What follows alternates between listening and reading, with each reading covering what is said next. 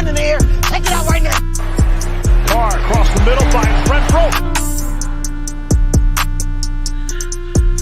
They get out of there, and the ball comes. They got me down. To me, when you look at it, it's just absolutely stacked. Back up! Back up! Waller across. Take a seat. And it's intercepted. Picked off by Mullen. The boy grows up.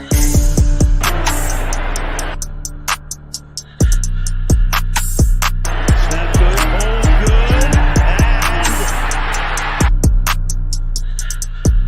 victory in overtime for the Raiders.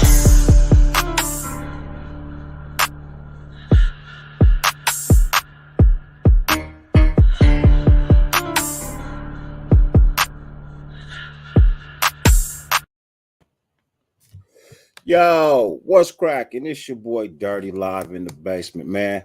Back with y'all again on the Friday night. Man, look, chilling in the lair. It's Friday night fun night, man. We're going to have some fun. Got some special guests pulling up for y'all tonight, man. And hey, look, I do apologize for being late. I was over at our brother Phil's channel, Unfiltered Truth, hanging out with him and Stu. Lost a little bit of track of time. I do apologize, man. But for everybody that's here and that's pulling up now, hey, man, hey, salute to you. Much love. Thank you. Appreciate you for pulling up. Look, the fact that there's 50 billion things on YouTube to watch and the amount of time that you lay any on my channel is greatly appreciated. It truly is. I thank you very much. Look, tonight we're going to talk about some things. But first and foremost, let me give a shout out to my chat, man. I can't forget my chat. Nephew Diego, what's good with you, man? Hope you're still around hanging out. Ozzy Raider, what's good with you, folks? How you living, man? Raider Kojo, my guy, what's good with you, man? How you doing, brother? Hope all is well with you, man. Hope all is well. Chalky City Outlaw, my dude, what's good? What's good, man? Hope you had a wonderful and blessed day. Black and grayed out, my peoples. How you doing, man? Hope all is well, man. I hope you're feeling better. Well, you know, I know it's tough, but hey, bro, look, I'm with you, man. Appreciate the beats you sent to me. I'm gonna get those on the soundtrack list, man. Most definitely. B. Al, Sean Johnson, the unofficial executive producer of all the Raider content being thrown around. Him and Raider Scout, they be on their B's. Wax, B. Al, my dude, what's good with you, man? What's good with you, folks? Jolie, what's popping, man? How you doing, brother? Hope you having a wonderful and blessed day. Desert Raider, my guy, what's good with you, man? Hope you're doing good, man. Hey, look, so tonight, we the people, my dude, what's good? How you feeling, man? How you feeling? Captain Point, what's good with you, man? Thank you for pulling up. Hope you having a wonderful day, man. You know what I mean? Hope you had a wonderful day. Let's go Raiders, of course, man. Of course. So the first thing we're gonna talk about before we hop into Hollywood Nights, you know what I mean? We're gonna talk about the Hunter Renfrow extension. And I know I made mention of it on Unfiltered Truth, but here, I just want to touch on it a little bit real quick because it's Raider news, you know what I mean? And that's what we do over here. So Hunter Renfrow got 2-year extension, 32 mil, right? 21 guaranteed. So that means he's getting 10.5 a year at the slot position, right? That's a team-friendly deal. That's a team-friendly deal. Because we were all in the ballpark of about 12 mil. Michael G, what's good with you, folks? How you doing, man? Hope you're doing well, brother. Hope the night is going smooth for you. You know what I mean? Hope the night is going smooth for you. So we were all in the ballpark of, you know what I mean, right around 12 mil, right? So at the 32, 10.5 guaranteed, right? 21, that means there's 11 mil in incentives, right? What was his signing bonus? How much was his signing bonus and what's his incentives? So I know out of that 11, some of that had to be a signing bonus. Let's just say that was $3 million, a $3 million signing bonus, right? So those are actually really good numbers. Baby Doll Studios, what's good with you? Hope all is well. Hope all is well. Kenneth Berry, what's good with you, man? Hope you had a wonderful and great day. So 9 mil. 9 mil was the signing bonus. Okay, so 9 million. So Sean, correct me if I'm wrong. Can that 9 million be out of that 32, out of that 11? Could it, is that a possibility? Or is that out of his guaranteed 21? Or no, I don't know. Let's see. I give you 9 million signing bonus, right? Can they take that out of the 32 mil? Can that be added in there? But if not, look, so that means $41 million is what he possibly gets, right? If you got the $9 million signing bonus, nothing added to it, you know what I mean? Completely separate. That could be a $41 million contract. All right. That's not bad for a slot receiver.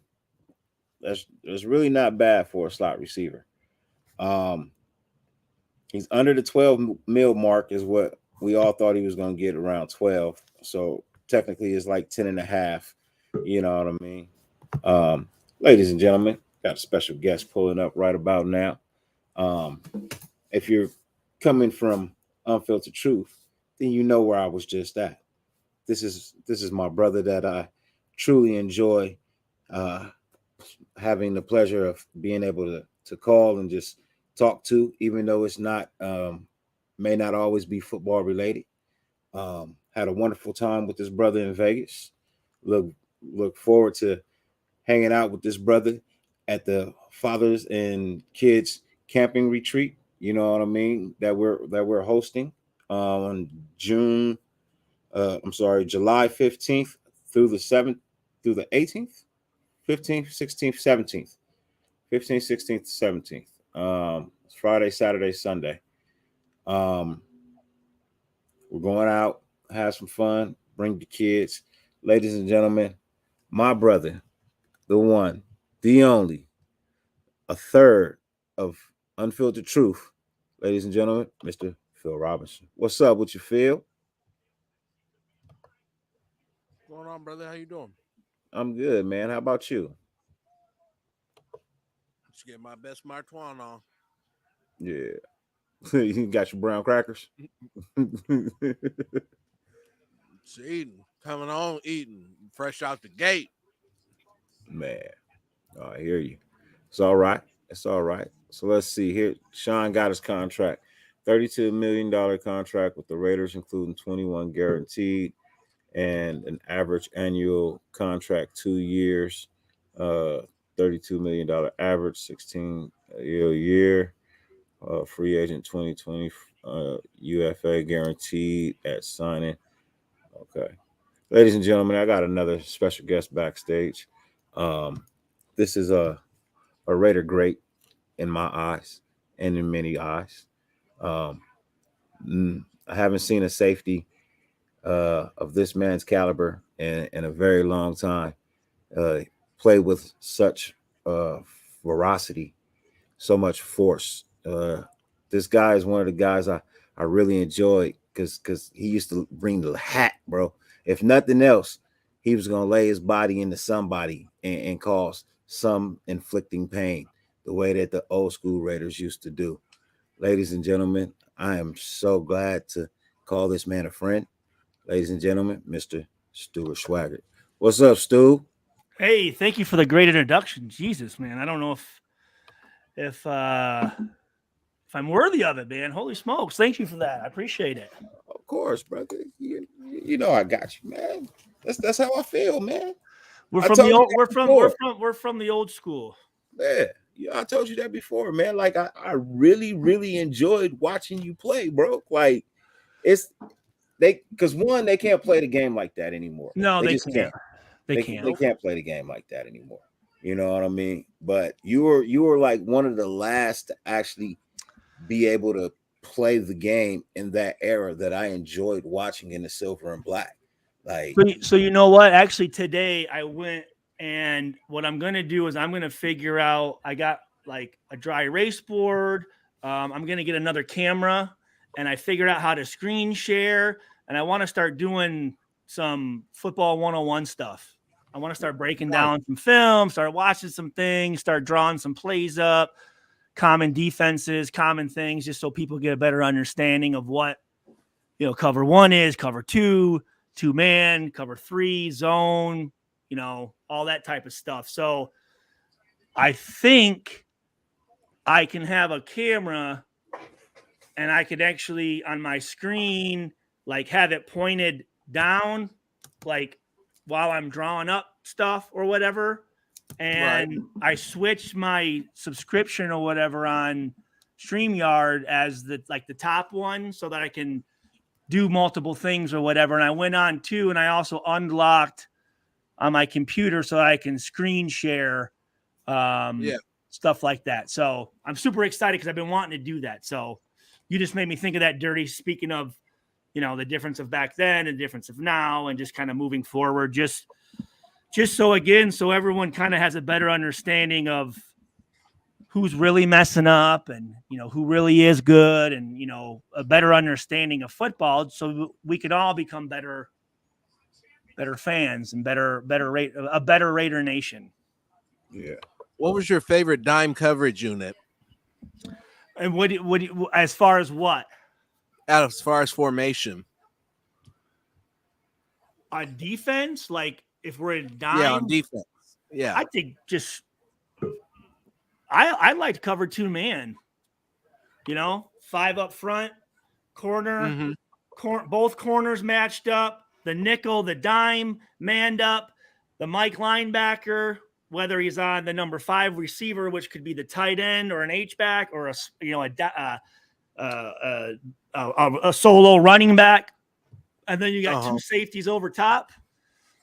They shouldn't be able to, the 5 underneath playing the guys underneath. So anything short they have, and it's almost impossible because you've got to put enough air under it to get it over the defender below the receiver, but you can't put too much under it because you have safeties coming down on you. So I always liked that. I thought that was always a good coverage.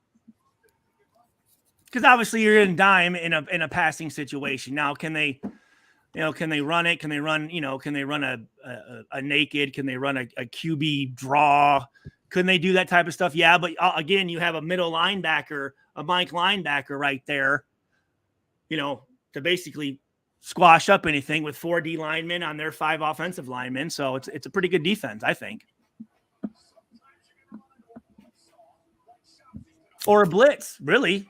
Send the nickel, send the dime, have the 2 safeties come down man-to-man on those guys. You're outnumbering, but the blitz better get there because if it's not, it's going to be a really tough Big defense to cover. behind you. Yep. Hey, Pharaoh, where'd you go? I know I saw him. He ran away from us. He couldn't handle it. Well, thanks, Ozzy Raider down under. Appreciate that. So can you explain banjo coverage to me, Stu?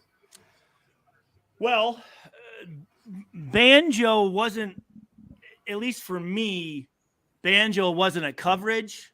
Banjo was a concept within a man or, again, that dime 2-man, 2-man defense where, so what we did is, look at that. Look at that. I get to pull out my, my whiteboard here. We'll get a little taste of what you got to offer. Let me make sure though. Let me get my playbook out and make sure I'm getting. So banjo was a concept that the corners, the line, whether it's a corner linebacker safety, corner nickel safety, corner dime safety, it was kind of like a 3-on-2 combination concept. You know what I mean? Like we're going to banjo. Let me make sure on that, though. I might be confusing that with a trap. I mean, there were so many, and that's the thing. There were so many tools that, like, for instance, Rob Ryan or Chuck Pagano would let the DBs use. They might call a defense, but we're out there playing our own games, depending on what they line up in or what a corner feels comfortable with. We could lock one and push to the other side, or banjo here and combo here, or trap here, or, do different things. And that's one thing I never saw was any guys not working their own games. I mean, the defense, yeah, you call it, but when they're lined up and the situation allows it, the players put themselves in the best position that they can be in. And that's using some of these tools that you're given. It's you guys, depending on the split. Do you want to banjo that? Do you want to lock it? Do you want to, slice it? Do you want to cut it? Do you want to, do these different things that you can do to put your defense in the best situation? That's all communication. That's all practice. That's all film study. That's all knowing what those guys like to do in certain formations. If for instance, if there's a, let's say it is dime and, there is a slot receiver and the nickel's on him and the slot receiver has a cut split, next to maybe a nub tight end, and that they like to run a quick under route. Well, instead of that nickel trying to chase it, he looks back at me and says, hey, let's cut this. And as soon as I see it go across, I come down and I take him over, and that guy goes back and gets in the post, rather than trying to chase the guy that's a trail technique, because he's got to stay outside leverage. That's what his gap responsibility is. But if you know that, you can say, hey, you tell the linebacker, press the tight end on the line of scrimmage, and we're going to cut the slot receiver. So you're sitting here doing this. So as soon as he goes under, I'm just coming down. It's going to be a knockout shot or a pick, because that quarterback is looking at the nickel who has him. Well, all of a sudden he's behind. So he sees this guy coming across. He's thinking he's wide open, and he's not. You know what I mean? But that comes with communication. So let me just make sure that what'd you say again? You said what was banjo coverage? Banjo. And certain calls, like if it's two linebackers working on one guy, they had their separate calls. If it was a linebacker and a safety, we had our different calls. So a banjo might have been, what two linebackers say. But if I were to say banjo, the linebacker's thinking, well, am I in it with you, or is that a call between a linebacker and me? Because it should be a different call. You know what I'm saying? Depending on who you're running the combination with, it could dictate what the actual terminology is. Right. So it's more of banjo's more of a check than an actual defense, is more or less what you're saying. Yeah, it's something that in any man concept, whether it's in base package, whether it's a nickel, whether it's in dime, whether it's in a special, big nickel, in a man-to-man coverage, whether it's zero, whether you have no help back there, or whether you have a middle of the field safety, it's a call that really you can use in any of those things. As a defensive back, you have the freedom to make a call within the call to put yourself in a better situation. But let me just take a look though at what banjo was, because I have it right here. Maybe cover 5 or cover 5. Usually cover 5 was 2-man. We would call cover 5 2-man. Five guys manned up with 2 deep. Okay. All right, here we go. What about what's 7? Here's actually, so I have when I went for a job interview out in Coastal Carolina, I found all of my this was the philosophy of the Oakland Raiders defense right here. Nice. I think what year? Did I read this, Phil, on yours or Dirty? No. So what I'll do, if you don't mind, it's just a couple sentences, but it was our philosophy defensively. If you guys want to hear it. Yes, please. So our basic, and this was This was basically what, under Rob Ryan, what our philosophy was, how we thought of our defense and how we thought of as players. Our basic defense is this is when we were a 3-4. That would have been 04, my rookie year, when we did 3-4, and then we kind of switched back. Maybe the end of 05, we went back to a 4-3. But this was the beginning. So our basic defense is the 3-4. The Raiders' philosophy on first and second down is to stop the run and play tight pass coverage using a combination of zone and man-to-man coverages. In all situations, we will defend the inside or middle of the field first. You always wanted to make those guys go lateral, right? The more they're going sideline to sideline, the better chance you have because the defense is coming up. If those guys are going vertical, that's not good, right? That means they're getting yards on you. Against the run, the Raiders will not allow the ball to be run inside. We want to force the ball outside. Against the pass, the Raiders will not allow the ball to be thrown deep down the middle or inside. So that's why Al Davis always had me 15 yards deep between the hashes. That was one place he didn't want the ball being thrown, was in the middle of the field. Against the pass, Raiders will not allow. Okay, we want to force the ball to be thrown short and outside. Outside, right? Harder throw, longer throw. Short, offenses get impatient with short shit, right? Eventually they're going to throw it long, and that's when you capitalize and turn it over. And Dirty, you don't mind me reading this right now, do you? No, go ahead. Okay. I got a few more minutes, and then I got to get into the Hollywood portion of the show. Just let me know when you're ready. The trademark of the Oakland Raiders defense is aggressive and physical play. We will be physically strong at the line of scrimmage and will hustle and pursue relentlessly. We will be hard and sure tacklers. The Oakland Raiders will be successful on defense if we give 100% physical effort and do not make mental mistakes. To eliminate mental errors, we must all understand the concept of the defense and be disciplined to play the defense called. We will not allow big plays against us. The Raiders defense must perform efficiently inside our 20-yard line, the red area, and on the goal line. We cannot allow our opponents to run the ball into the end zone. So if you're going to score on us, it's going to be a passing touchdown. We will have a good run defense with tight pass coverage. We will prevent touchdowns and force field goal attempts by playing good defense. Defensively, we must adapt to every situation that presents itself and execute successfully. This requires good communication, teamwork, and often personal substitutions. Defensive situations that occur regularly are third down, fourth down, 2-minute, short yardage, conserving time, protecting the lead, opponent backed up, and no huddle. We will prepare for and handle these crucial situations. Last sentence. Finally, our job is to take the ball away from the opponent's offense and score or set up field position for the offense. We must knock the ball loose, force mistakes, and cause turnovers. Turnovers win games. We will be alert and aggressive and take advantage of every opportunity to come up with the ball. So that was our mindset every practice, every drill, every game, every offseason, every season, whatever it was. These were the things that we were thinking about.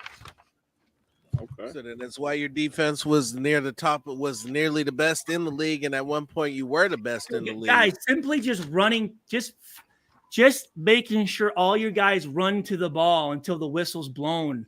Just that simple task of embedding that in players' minds. But it takes coaches to every rep, every practice, every drill, run to the ball until it becomes second nature. Just that alone can bring your defense up to a pretty good position. So I got a question for you, Stu. How many guys are? So we all have this idea of what it takes, the dedication and the constant repetition and practicing to become excellent that it takes to become a professional athlete. Said how many guys? Hold on, Banjo. I found Banjo. So Banjo is actually a 2-on-2 call. So it's 2 versus 2. A man-to-man pass defensive technique with 2 linebackers or 1 linebacker and 1 DB playing man-to-man on 2 receivers based on their release.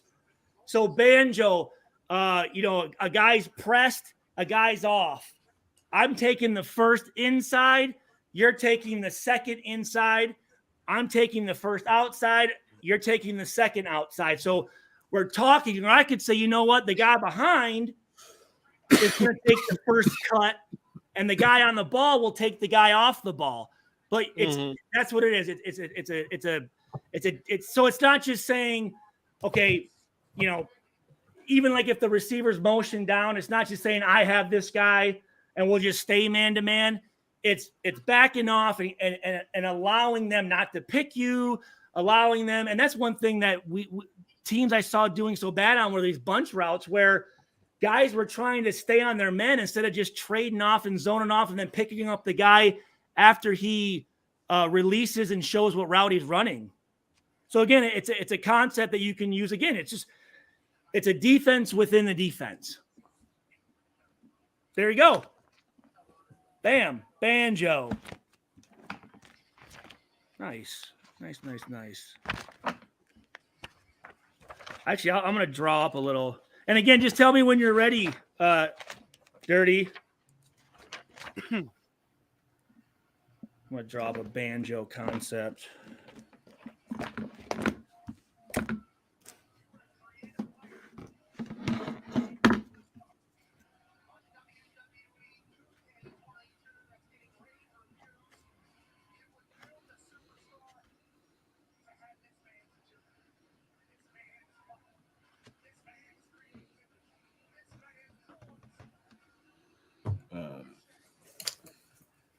Y'all ready? Is the chat ready? Chat, let me know if y'all ready for Hollywood Nights, man. Let me know if y'all ready for Hollywood Nights, man. The box is here. It is shaking up. It is shaking up. What's up with you, Phil? You sleepy? Shaking it up. Let's see what we have in the box tonight. Say, so what we do, Stu, we pull a name from the box, right? And then we try to figure out what they top 5 movies have been. Okay. All right. We usually do like a list of 10 movies they were in, and then we. What is it? How do you dictate what their best movies are? What do you mean by that? Well, we debate that. Okay. We debate that. That's what the show is. So it's not like you're going off of like a list that actually says they had so much money from this movie or so. Okay. All right. No.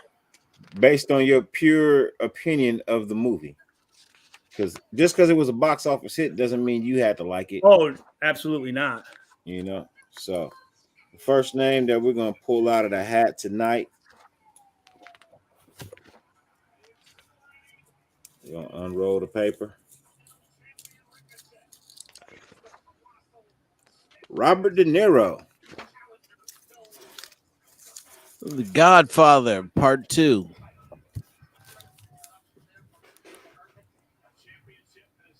Meet the Parents. Meet the Fockers. Well, the first one, Meet the Parents.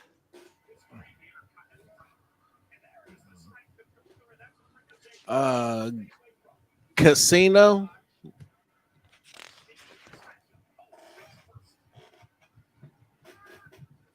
Usually when they have a series, we just do the whole series. Okay, I gotcha. Yeah. You said Casino? Yeah.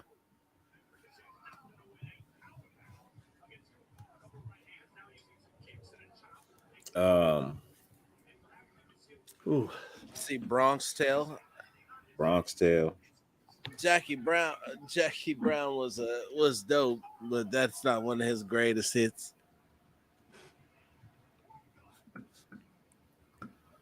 Goodfellas. Raging Bull was one. Raging Bull.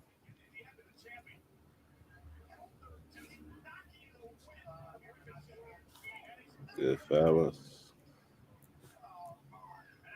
The one he did with Eddie Murphy. Showtime. That shit was funny to me. Huh? Ooh, Cape Fear. Yeah, that was one. Heat. No, that was Pacino. Never mind. No, he was in Heat too. I think. He was. I'm pretty sure he was in Heat as well. Yeah, I think he was. I think that was their first one of their. Yeah, I'm pretty sure. Taxi.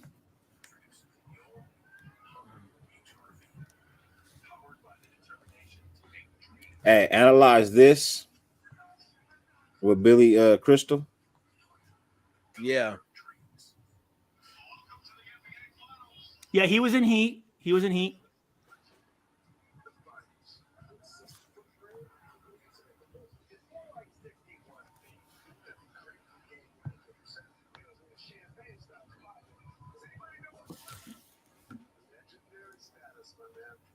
Irishman was good. Dirty Grandpa was good. That was good.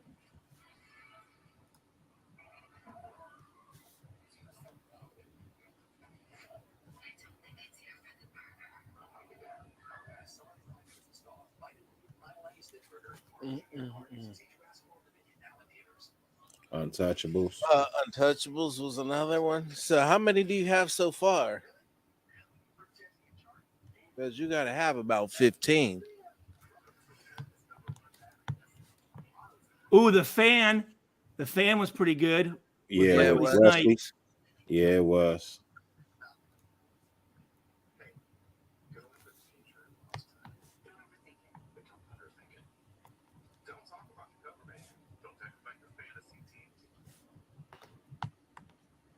I'm at 15 right now. So, are we leaving anything out? I don't think so. Not that I can think of off the top of my head.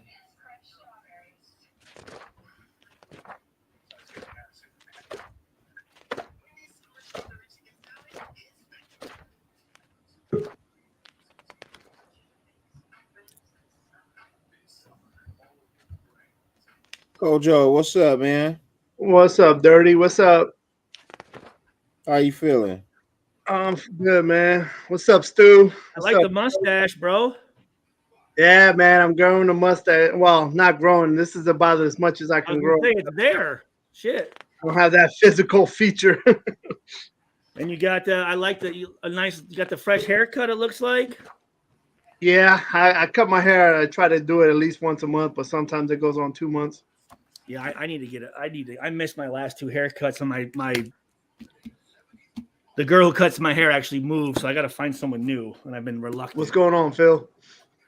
What's going on, man? How you doing? I'm Ladies and good, gentlemen. good. Real quick, I got a special guest backstage as well, ladies and gentlemen. This is my partner in crime. I'm telling y'all, when I say we got something coming for y'all, man. We got something coming for y'all, man. Ladies and gentlemen, my boy repping the 702 right now by way of Portland, Oregon.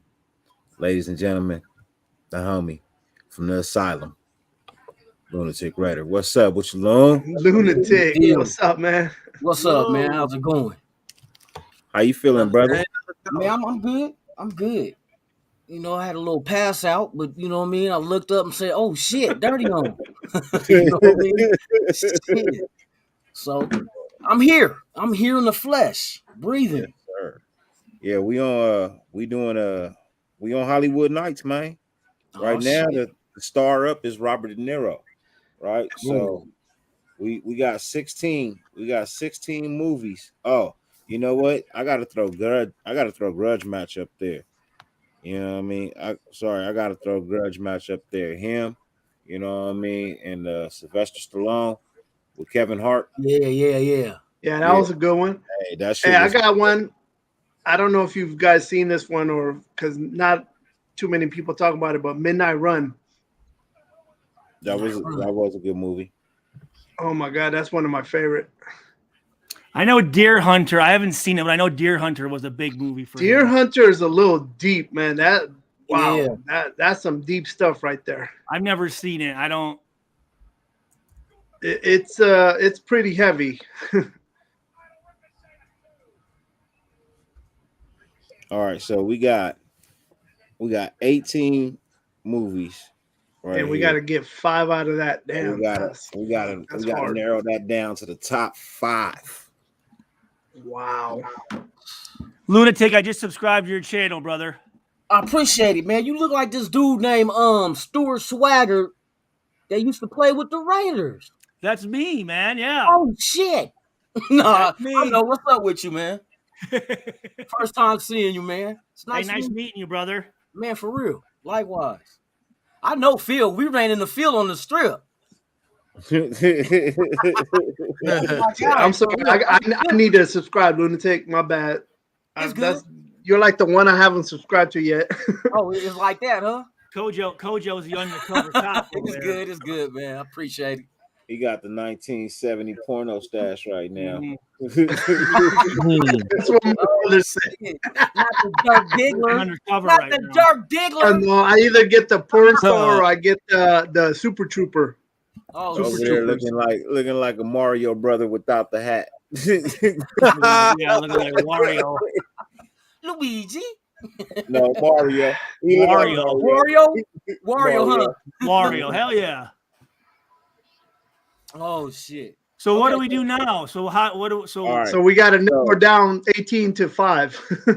Yeah. So on the list we got Godfather, Meet the Parent, Casino, Bronx Tale, Raging Bull, Goodfellas, Cape Fear, Showtime, Taxi Driver, Analyze This, the series, Meet the Parents, the series, Heat, The Irishman, Dirty Grandpa, the series, Untouchables, The Fan, Last Vegas, Grudge Match, and Midnight Run. We all have to. Shouldn't we all make sure that we've seen all the movies right first, or how does that work? Well, I'm pretty sure. I'm pretty sure everybody on this panel has seen the De Niro movies. I've seen every movie on the list. G-Town, appreciate you folks. Greatly appreciate that. For real, for real. Much love to you, brother. Lunatic might have froze down there. Oh, It'll be back. It'll be back. Where we putting Heat? Is Heat in the top 5? I think Heat is in the top 5. so I have actually not seen Heat. You haven't seen Heat? I know I need to. I have not seen it yet, so okay. I don't know on that one. Obviously, I know it's really, really good. I've heard a lot about it, but I have not seen it. Yeah. Where are we putting the Bronx Tale? Ooh, that's got to be like number 2 or 3. I'll put it at 4. Behind The Godfather and Goodfellas. And then we got to ask, where's Casino at? I was going to say, I mean, you got to think Godfather, Goodfellas, and Casino are all going to be the tops, huh? Yeah, I mean, you really can't. So let's start at the top. What is the top movie? Goodfellas, Godfather, or Casino? Who's got the number 1 I spot? gotta go with Goodfellas. I'm going Goodfellas. Goodfellas? I'm gonna go Godfather. Well, in Godfather, you see him as a young Don Corleone, but in Goodfellas, he's throughout the movie. Yes, He's like one of the main guys. More prominent, yeah. So, Phil, what is your vote? And he lived through a fucking car bomb. That was Casino. Casino, huh? Oh shit, you're right. My fault. That's Casino. My fault. Sounds like your vote is for Casino. Stu. Fuck. You just mixed up the movie. That's a hell of a gamble. See, I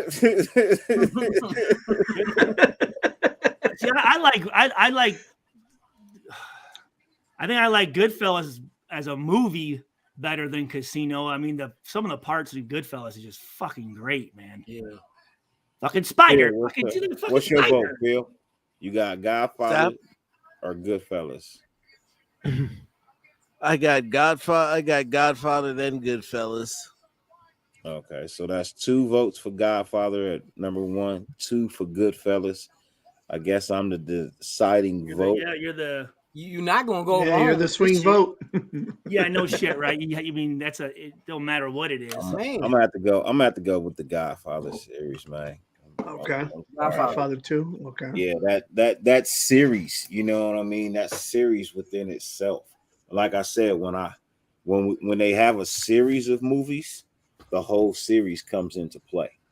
Yeah. You know what I mean? And that series of, you know what I mean, movies, that shit, like What about if you just wanted to sit down and pop a movie in and entertain yourself for 90 minutes? That's a porno.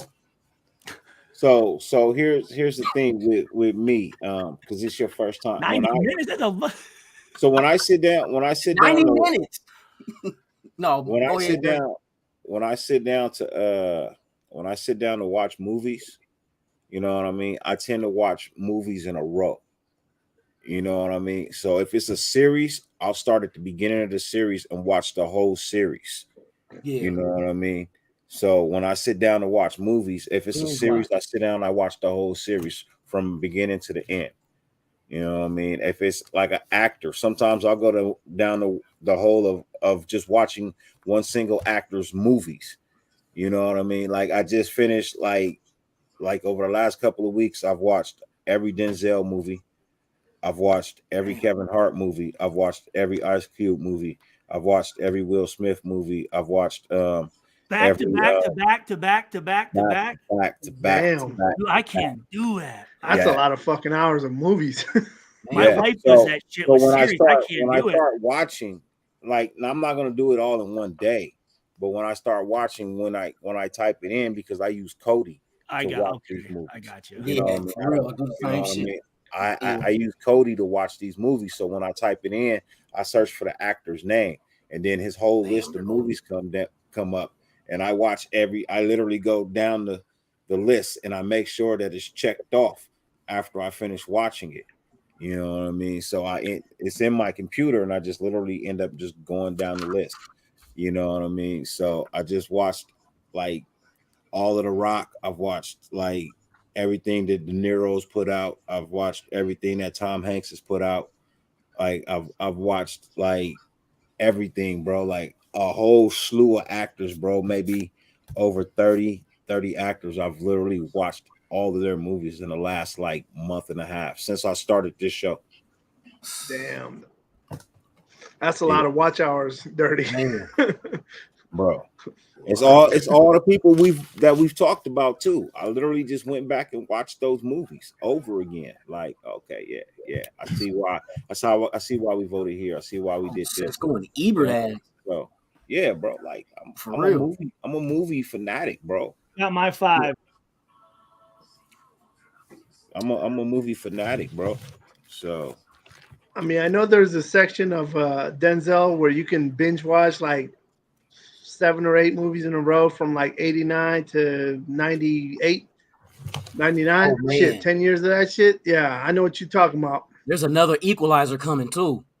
Oh man, I've been waiting. I'm waiting on the third Equalizer. Like, what the fuck is taking so long? Man, did Queen Latifah do one or something? She's doing the series. The series. How many she's Robin Robin right McCall. now? Yeah, there's 2 movies. Yeah. It's 2 movies. Oh, Denzel. I don't know if I saw the second one. You know who surprised me with Man on Fire. their fucking history with the movie? How many movies they got? Ice Cube really like. I didn't know he had that many fucking movies. Yeah, a lot of movies. Ice Cube got a lot of movies. Like, oh shit, A lot. A Yeah. lot of movies, bro. that motherfucker been adding this catalog for real. We got Godfather. I mean, you know the first one, right? Lunatic. What, Ice Cube? Ice Cube's first movie. Boys in the Hood. Boys in the Hood. There you go. John Singleton, yeah. 31 years ago. Yeah, because that's how he learned how to write scripts, because he got a script from John Singleton, and that's how he did Friday. He see the structure of script writing, and that's how he wrote his shit. Do you know his the Boys in the Hood classic? You know his first, but do you know his second movie? His second movie, Trespass. Was it Trespass? Hold on. Ice-T Oh was in shit! it too. That's all I remember is Trespass. I don't think so. Trespass, I think, was like 3rd or 4th. No way, that came out in '92. What the fuck did he do? Well, that's not a bad guess. Three Kings. Don't say the Glass Shield because that came out in '94. Damn, that's Did a the good. I Glass don't even, Shield come out in '94? Yeah, Glass Shield came out in '94. Trespass came out in '92. it has to be Because the I was Glass like, yeah. I Dude mean, dropped that Ice-T was sorry in that movie. I mean, like, I don't buy you as a fucking gangster for 1 minute in fucking Trespass, bro. that I liked movie- them in fucking what was it? The previous one with Wesley Snipes, Nino Brown, New Jack City. I like New Jack City. I liked them in that, but I didn't like them in Trespass. I'm like, I don't buy you for a fucking gangster. I don't know what it is. You're trying too hard. I'm looking up his filmography right now. Was that the second movie after It's gotta be because I don't remember anything else between Boys in the Hood and movies? Let's see. Let me see if they can. Come on, man. But sometimes you hit that IMDb and it gives you movies you never heard of. Here we go. In order. Friday. No. Son of a bitch.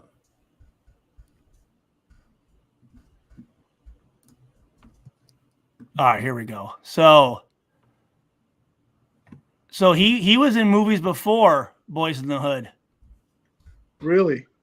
What the Was he? fuck? It says there's one called Without You I'm Nothing, the Freshman, and then Oh, he was in The Freshman with Marlon Brando? Get the fuck out of here. yes. Was he? He didn't have a character name in it, but it sounds like he was something maybe just as an extra. But Boys in the Hood was his Doughboy, and then the Glass Shield. They got the Glass Shield before Trespass? What year was Boys in the Hood, the Glass Shield, Higher Learning. What year was that one? 95. Higher Learning was 95. Yeah. It was Fudge, and then Friday, Yeah. Dangerous Ground, Anaconda, Yes. Three Remember that Kings. Yep. Three Kings. Wait, Next don't forget Friday. the Players Club. Players Next Club. Friday, Players John Club came out in Carpenter's Ghost of 98. Mars. Mm-hmm. All About the That was a Benjamin. weird movie. It was Triple X. Remember he did the Triple X one too? All About the Benjamin. Triple X State of the Union. Yep, State of the I remember that Union. one. Yep. Barbershop. Friday Yeah. After Next. Torque. Barbershop 2. Are we there yet? Are we Told done you. yet? First Extensive. Sunday. The Long Shots. Janky First Sunday was Promoters, funny Lottery as fuck. Ticket, 21 Jump Street. Ride Yeah. Along. 22 Jump Street. Yeah. He was Straight out of Compton. Ride Along 2. Barbershop. The Next Cut. Fist Fight. The High Note was his last one. 2020. High Note. That's what it said. Yeah, I don't. What did you guys think of Straight Outta Compton? I mean, was that pretty accurate? This list is missing Trespass, though. Oh yeah, it's missing. Well, I don't know why it's missing Trespass. Yeah, Wasn't that Ice-T? It was Cube too. Ice-T was in. Ice Cube was his lieutenant. Yeah. No, but Dirty Lunatic. What'd you guys think of Straight Outta Compton? I liked it, but I mean, they crammed a Is whole it accurate? A movie. Is it accurate? Some of it. TV, PG, hey, I appreciate you, man. Thank you for the $4, you know what I mean, the $5 super chat, man. Greatly appreciate you, folks. Much love, much love. But so we didn't went down the whole nother art. Yeah, we're on De Niro. Yeah, we took a left turn. We're on De Niro, man. Hey, look, Yeah, so Robert De Niro. we got Godfather at 1. We got Goodfellas at 2. Casino is 3. You know what I mean? Now, what are we adding to that list at 4? Like I thought the Analyze This series was good. I thought Las Vegas was good. It probably won't make the list. Bronx Tale was good. What was Las Vegas? Las Vegas was him, Morgan Freeman, Michael Douglas. Yeah. Michael Okay. Douglas. Yeah. Yeah. Las Vegas instead of Las. And the dude from Wild Wild West. Yeah. That shit was good. Kevin Kline. That's Tommy. Tommy Lee Jones, or No, Mm. no. No. That was Kevin Kline. No County. That was No Country for Old Men. Oh, That was a fucking violent movie. dude, you got to put Meet the Parents in there somewhere. what I know about, that's what I was saying. That series is that's He was a whole- hilarious in that fucking man. Hey. He was Cape good. Fear? Kate, I have Cape Fear's in my top 5. Yeah, Cape Fear Mr. Counselor. was When he's crazy. fucking doing them Well, then pull-ups that and shit. if you got Cape Fear in your top 5, then let's put Meet the Parents at number 4 and Cape Fear 5. But damn, we're leaving out like a lot of good movies. We'll do some honorable mentions. We'll do 4 honorable mentions. What do we have right now then? What do we have? So at 1 we got Godfather. Okay. 2 we got Goodfellas. 3 we got Casino. Yeah, that's okay. 4 we got the Meet the Parents series. Okay. 5 we got Cape Fear. That's actually what I have as my 5. Yeah. Now honorable mentions, we'll do Bronx Tale. Okay. Dirty Grandpa was pretty good.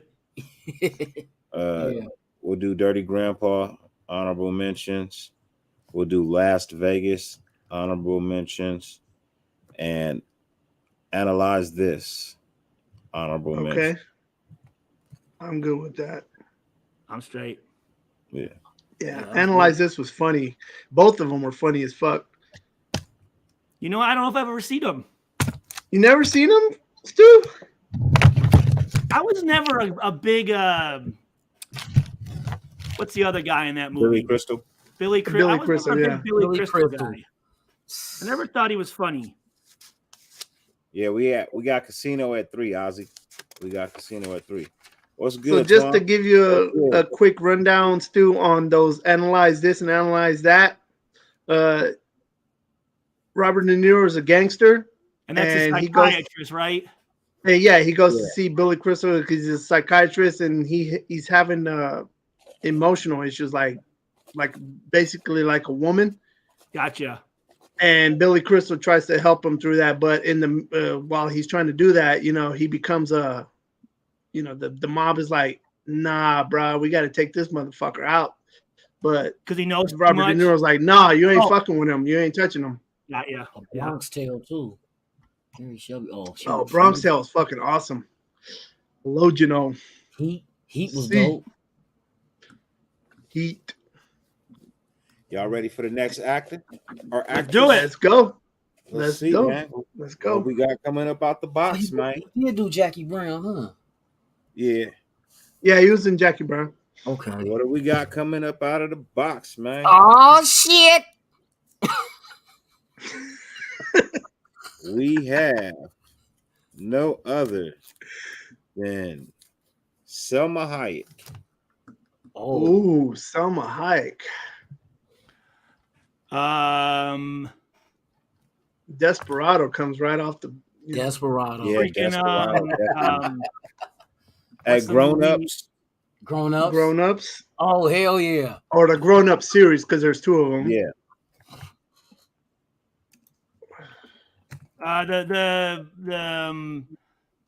The vampire movie. From Dusk Till Dawn.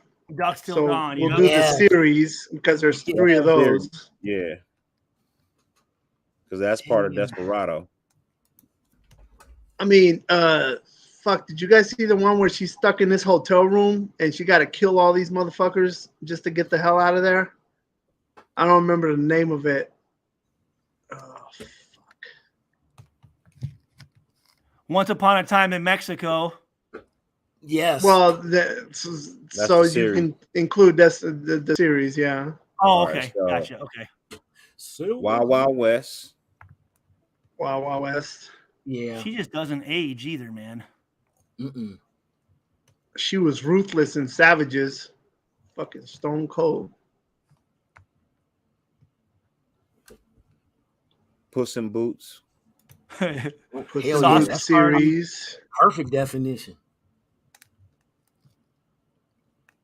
Oh, I don't know if y'all saw this, but this shit had me dying. How to Be a Latin Lover. Mm-mm. No, I Y'all haven't never seen seen that. that? It's man. comedy.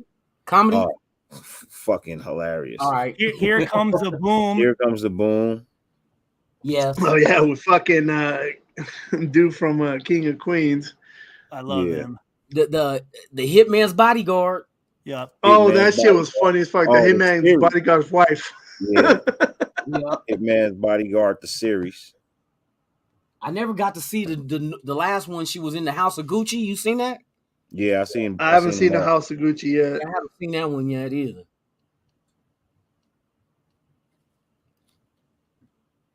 She was in Minister Society. Tale of Tales. Fools rush in. Tale of Tales. Fools rush Wait in. a minute. Menace to Society. What? It's a joke. Wasn't that? It's a joke. It's a Oh, I was joke. about to say, what I'm the just fuck? bullshitting. She was old dog's lover. Dogma. Yeah, Dogma, huh? Wow, she was in Dogma, huh? Damn. Did you put Fools Rush In? Yeah, we got Fools Fools Rushing Rush on the In. list. 54. Okay. Oh yeah, fucking Studio 54. Yeah. She's in this Drunk Parents. I never with Alec Baldwin and Joe Manganiello.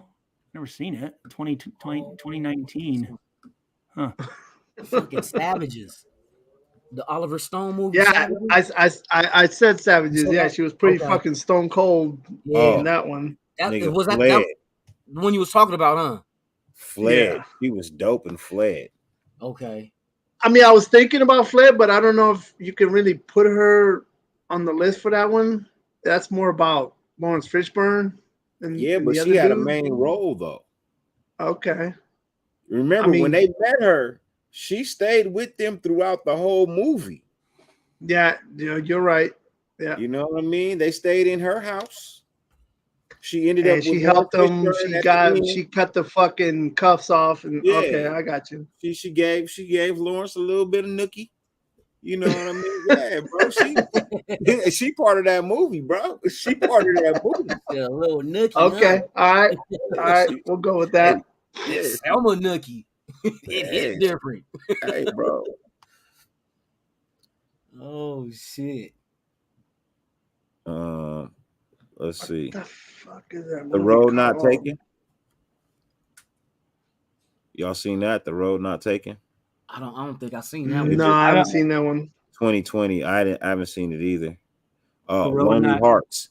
Lonely Can't Heart. forget Lonely Hearts. The Road Not Taken. Yeah. With John Travolta. Yeah. Okay, the movie I was talking about earlier, where she's stuck in a hotel room, Everly. Have you guys seen that? What's it I mean, called? she's like fucking Everly. Everly. She's I saw she's her killing like here, yeah, all these Everly, motherfuckers, like John Wick, like Huh. Oh yeah. ruthless. After she betrays a powerful mob boss, a woman matches wits and weaponry with a legion of killers who are out to collect the bounty on the heads of her and her family. Damn. That sounds like a good ass movie. Yeah, she fucks fools up, man. I'm telling you. Up with John Wick. I'm waiting for number 4 to come. Yeah, for I real. know they delayed it Hey. a year. It's fucking bullshit. I know. They pushed that shit back. All right, so how many movies we got, Dirty? Y'all, I gotta throw Like a Boss in there because I Like a just saw Boss? that. And that shit was good. Yeah, Oh, okay, yeah, with Tiffany Haddish. Yes. yep. What's Crazy Bandita? ass Tiffany. Banditas. Frida. I mean, she had the unibrow shit. Oh, I didn't see Frida.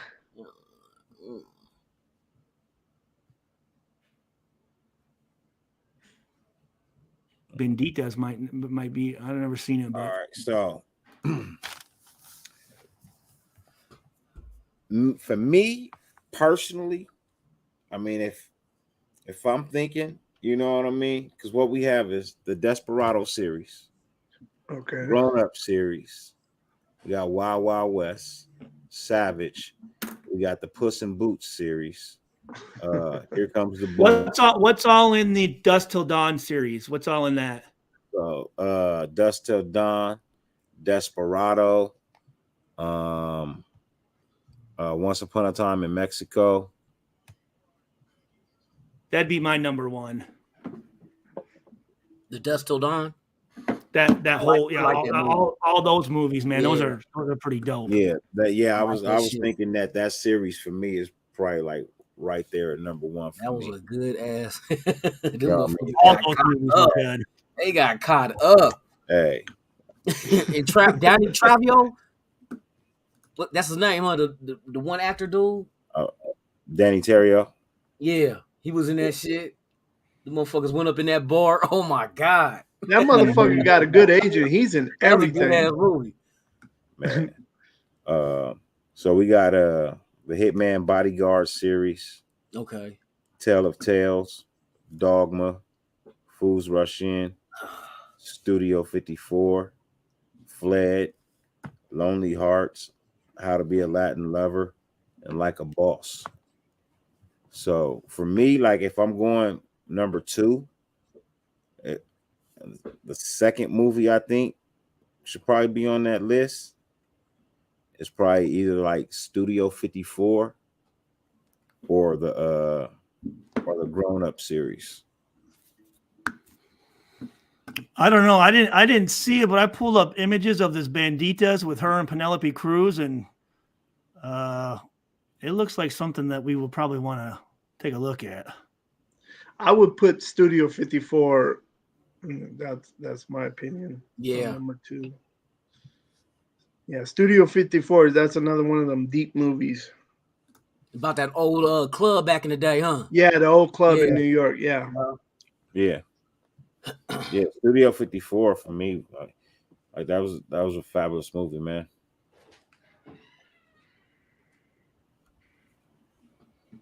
Nah, I haven't tried no Rebecca Creek whiskey, G-Town. Honestly, I haven't, my brother. I have not seen it. But try I'm with whiskey, you, Raider whiskey, Nasty G-Town. 650.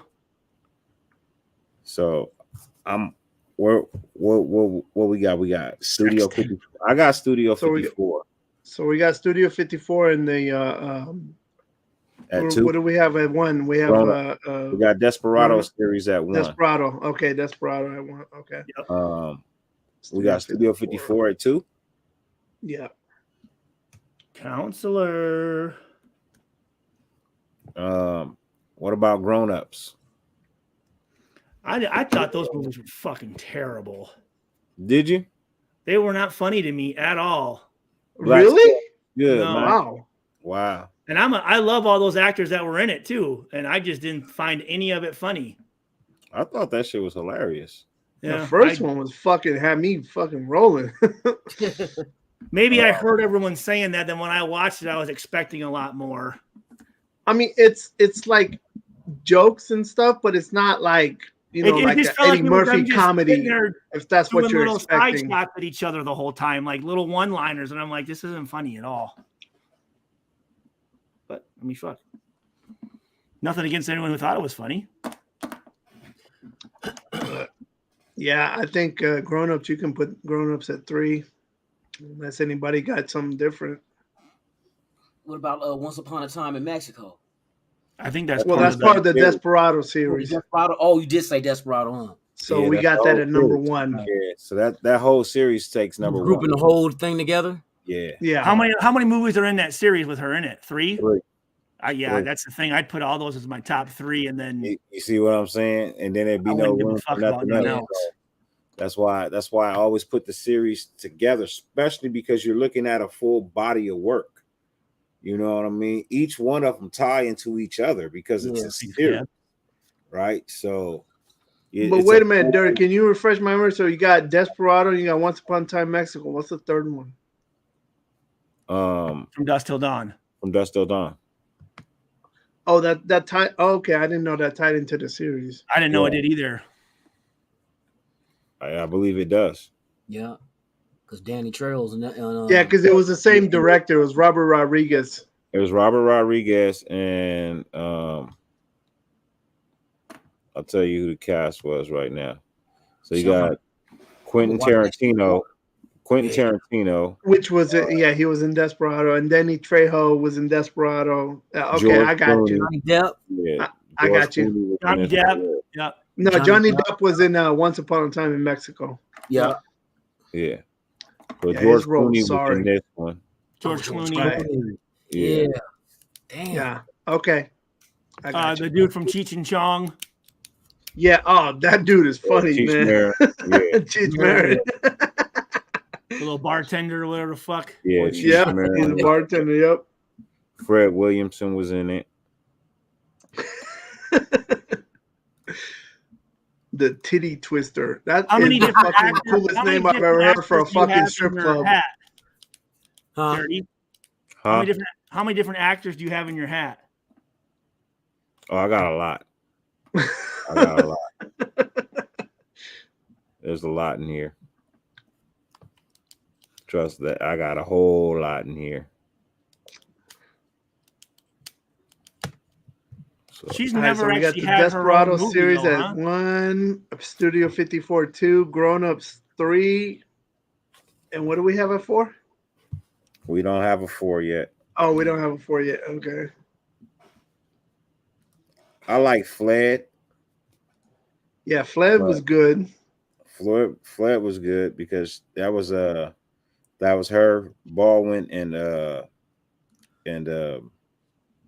Lawrence Fishburne. Lawrence Fishburne. Oh, yeah. Yeah. Larry. Larry Lawrence. Larry. You ever seen his? You ever see? Oh Jesus Christ! I know the first thing he was in was MASH. Well, the first thing I remember him in was MASH. Lawrence Fishburne. You ever hear The Cameron? first thing I remember him in was Apocalypse Now. He was like 18. Shit. Have you ever seen Cameron on You remember that shit? Huh? He was the cowboy. When? Pee Wee Herman's Adventure? Yeah, no. Yeah, but Apocalypse Now was before Pee Wee Herman. Was it? MASH was before that. MASH in the 70s, bro. Oh, MASH. He was on MASH in the 70s. Yeah.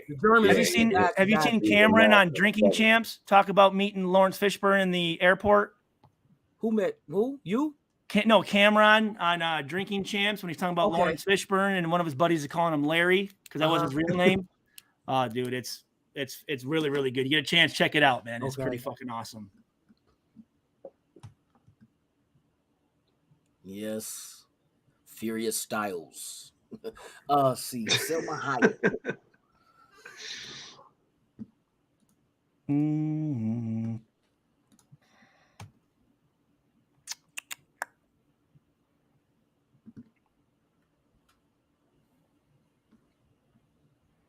Did you ever see the movie Sausage Party? The cartoon? Yeah. Yeah.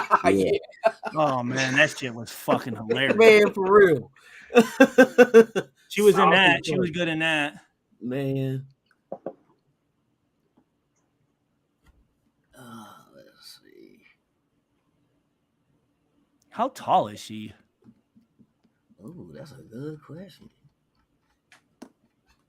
Selma Hayek. I know she 55. She seems like she's a good person, good personality and shit. I don't think she's taller than 5'7", but I don't. I'm gonna say doesn't 5'4", fucking matter.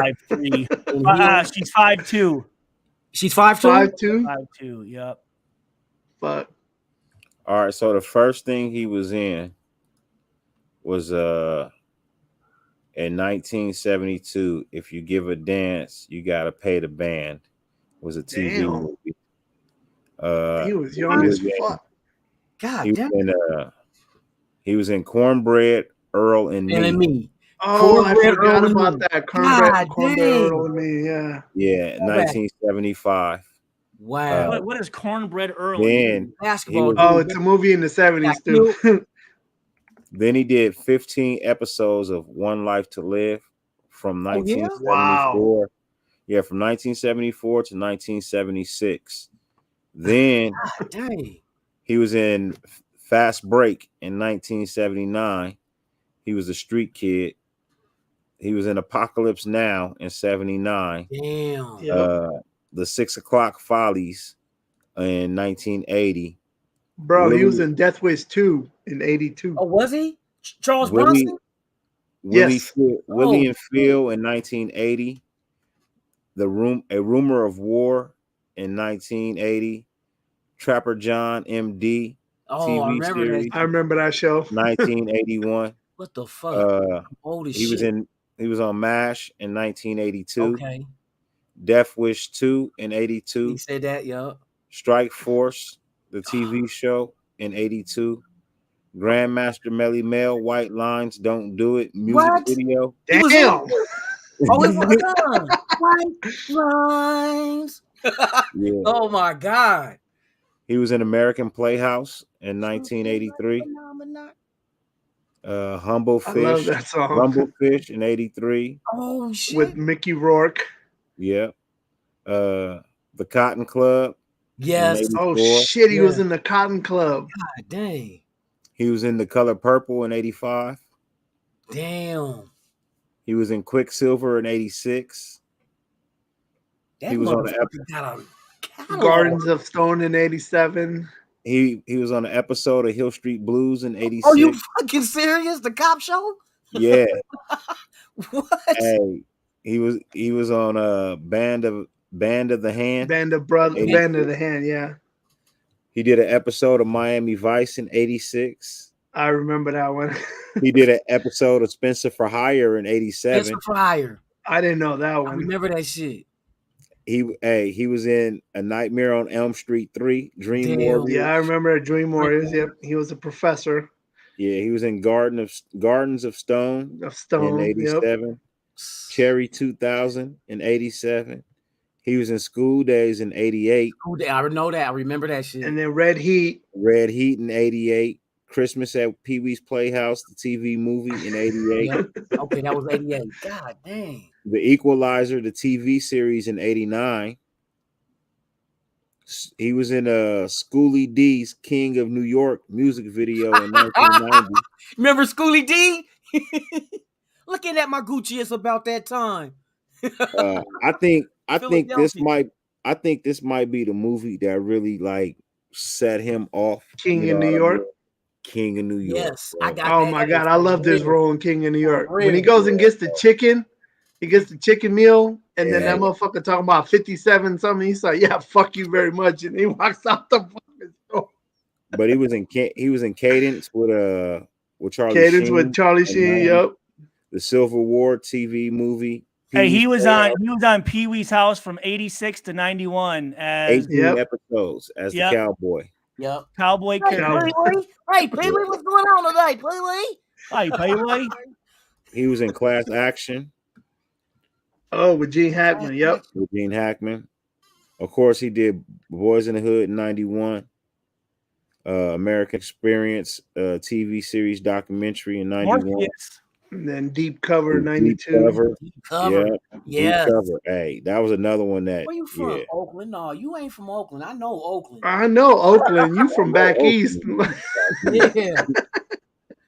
Yeah, man. Hey, that motherfucker boy been acting before I was born. For real. Man. Yeah. I wasn't even born when he was acting. Fuck. I didn't even know that shit. Bro. Going back to what, 1970 he started, you said? Mm-hmm. Fuck. Shit, Wait, Lunatic, yeah, I look bet up that motherfucker fucking got Samuel away. L. Jackson. He did I already know potato him, commercials in the 70s. Shit, he was acting before my dad was born. But we got to finish I'm up supposed Selma Hayek real quick, man. Okay. We got to finish up Selma Let's Hayek. do real that quick. shit. Get sidetracked. Yeah. You So we started. got Desperado series. Okay. Then we got Studio 54 at 2. We got Grown Up series at 3. We got Fled at 4. And what is going to be the 5th one? We got Wild Wild West, Savages, Puss in Boots series. Here Comes the Boom, Hitman Bodyguard series, Tale of Tales, Dogma, Fools Rush In, Lonely Hearts, How to Be a Latin Lover, and Like a Boss. Yeah, that's a lot of fucking movies to choose from, but I can't say nothing on How to Be a Latin. I want to see that shit now. that's the one I haven't seen. I've haven't seen seen everything that else. That shit's hilarious. Yeah, I'm about to be on one. I'm about to be on one laughing. Which one is it? How to Be a Latin Lover. So I need to watch that Yeah. tomorrow. That shit had Or that today, shit is actually. hilarious. Shit, I'll say, damn, I don't know why I can't speak for that one. Fuck. but, Fools Rush In. That was funny. Savages. She's just a beast. Savages. Oh my god. But then you're talking about the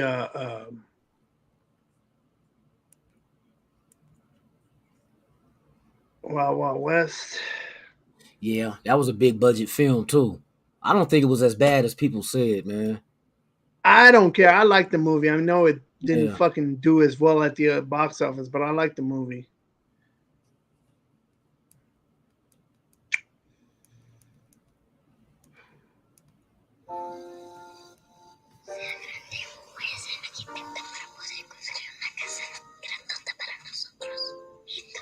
I just watched that, dude. I was just watching the same thing. That's why I went on mute. That's it it? looks funny. It looks funny.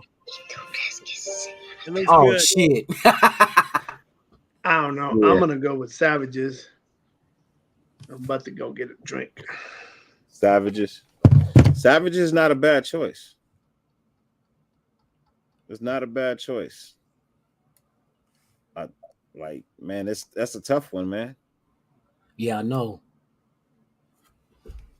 The crowd say Savages. The crowd say Savages. We're gonna go with Savages. So we got the top 5. So we're gonna go honorable mentions with here comes the boom. Honorable mention. What's Hitman's G-Town Bodyguard 488 says y'all down for a roast session. What's that? Talking shit about each other. Yeah. Oh yeah, fuck. That's usually how it ends up. Look, he said, At least on my channel, it does. Usually, I mean, Dirties is pretty calm, so I don't. I keep fuck you. Fuck you and you fuck everything. I keep my thoughts to myself over here. You know what I'm saying? Hey, look, yeah, you keep the negative thoughts to yourself. No, yeah, no. That roasting shit gets old, man. Man, that's bad. Well, usually roasting gets personal. Well, that's what happens, and motherfuckers catch feelings. So yeah, that's what I'm saying. Motherfuckers can't talk shit without actually getting personal. I'm out of here. We got another name coming out the box, ladies. Oh shit!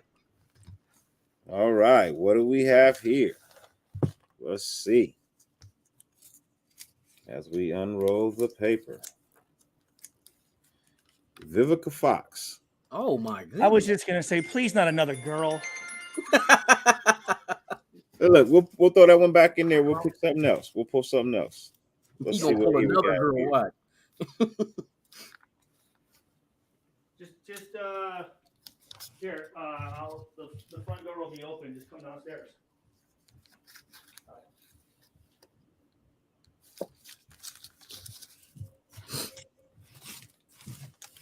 There's a lot of ladies in here. Yeah, buddy. Somebody had titties on their mind. Titties. Okay. Bro, that's 6 ladies in a row, bro. The next one is titties again. We got titties again. He said the 5th one in a row. Sean Penn. Oh, Sean Penn. Oh, fucking old school. Bad Boys 82. Was he in Dazed and Confused? Remember, what was the movie where he was in prison? The little dude set up the Bad Boys radio and it blew up in his ear. Remember, he dug in his nose and put it in the food. Bad Boys. Was it Bad Boys? Wait, no, Bad Boys 82. Bad Boys. Where he beats the dude up with he puts the can of sodas in the fucking pillowcase and he beats the shit out of them motherfuckers. Yeah, Bad Boys. And that motherfucker went and fucked with his radio when he took dude's radio, knowing what he was doing with it, and it blew up in his ear. That motherfucker was like, ah. Damn, that was 82. Fuck that. I gotta get me a new birth certificate. Fast Times at Ridgemont High is what I was thinking. Yes. Fast Times at Ridgemont High that's what put him on the map.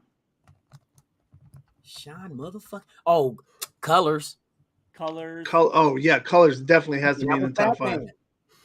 Fucking what you call it? Carlito's Way. Oh, Carlito's Way. We're No Angels. What's the one he did? Ooh, the game. The game. Game? The Oh, The fucking, I love Game. The Game. He was The Gunman. He was the brother. Yeah, The Gunman. You seen that? I don't know if I've seen The I Gunman. don't think I've seen the The gunman. Gunman. Yeah, it came out in 2015. I Am Sam. That was good. Where he played. Oh my God, I Am Sam had me fucking autistic guy. I weak. think. Mystic River. That was a good one. Mystic 21 River. Oh yeah, Mystic 21 River. grams. Hold on, man. Risky Business. Oh shit! He was in that. Yeah. Ken got some shit. Fuck, I don't The remember. Interpreter. Interpreter with Yeah, the yeah. They said Nicole so Kidman. he's Yep. in risk. Oh, never mind. He's in Risky Business as a cameo, uncredited. He also did he did Madonna. Oh yeah, he was dating Madonna for a while. He Yeah, did it her. was a Shanghai Surprise. He did her. I said that shit. Sean Penn. Casualties of War with dude from Back to the Future. I didn't know that motherfucker was from Santa Monica. Dead Man Walking. I don't Dead know Man about Walking. Dead Man Walking. That movie. I don't No. know. I mean, I guess we can throw it on the list, but yeah. it's Oh, you like don't a have to. sorry-ass I'm just movie. kind of throwing movies out. No, I get you because it was nominated, but I was like, I just wasn't. I don't know what the fuck it was. It was slow as fuck. I can't stand a slow movie either, man. I mean, if you're gonna do a long ass movie and make it slow, it's like watching Napoleon Dynamite. Like, what the fuck are we doing here, bro? She's So Lovely. It was good. That was good. Yeah, that was good. The Game was good. The Game was fucking awesome. Mystic River was one of my favorites. Mystic, yeah, I would put Mystic River in my top 5. Mystic River is a good one. That is a good one.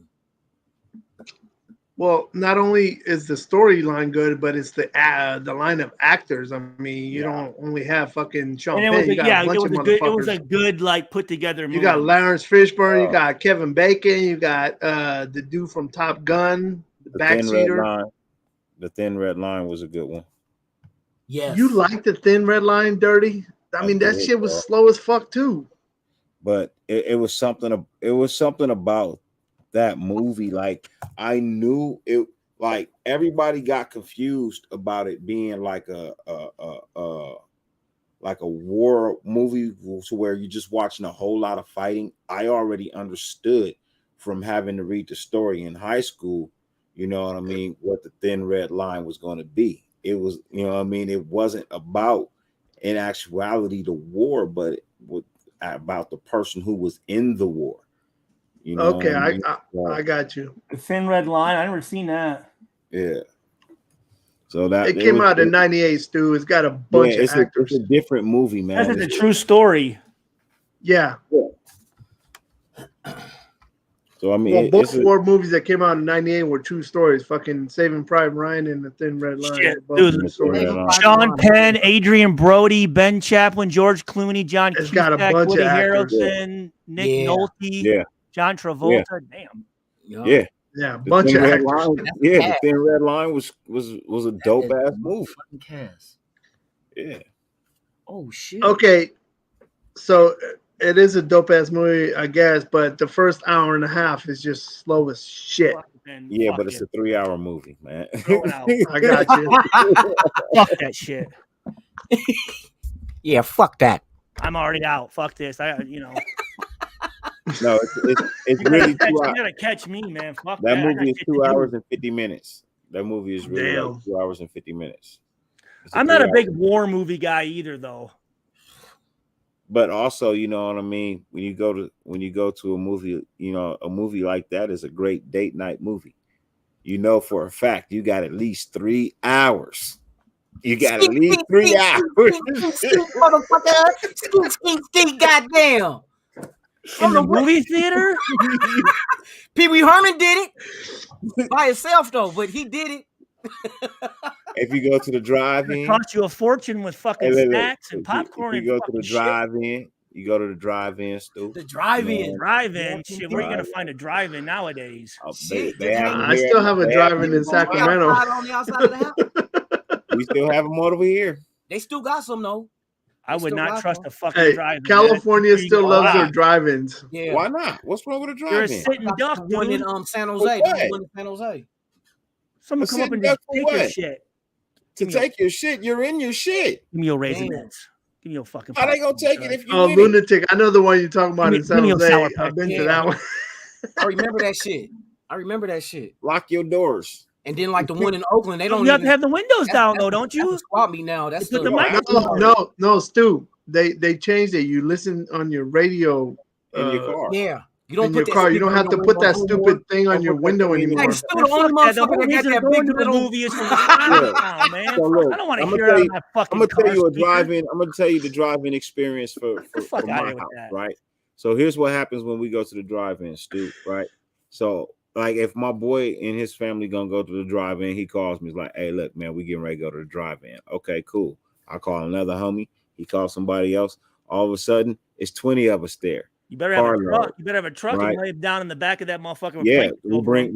we bring our chairs. We bring our chairs. You know what I mean? We bring our little Bluetooth radio things. You know what I mean? They pick up radio channels too.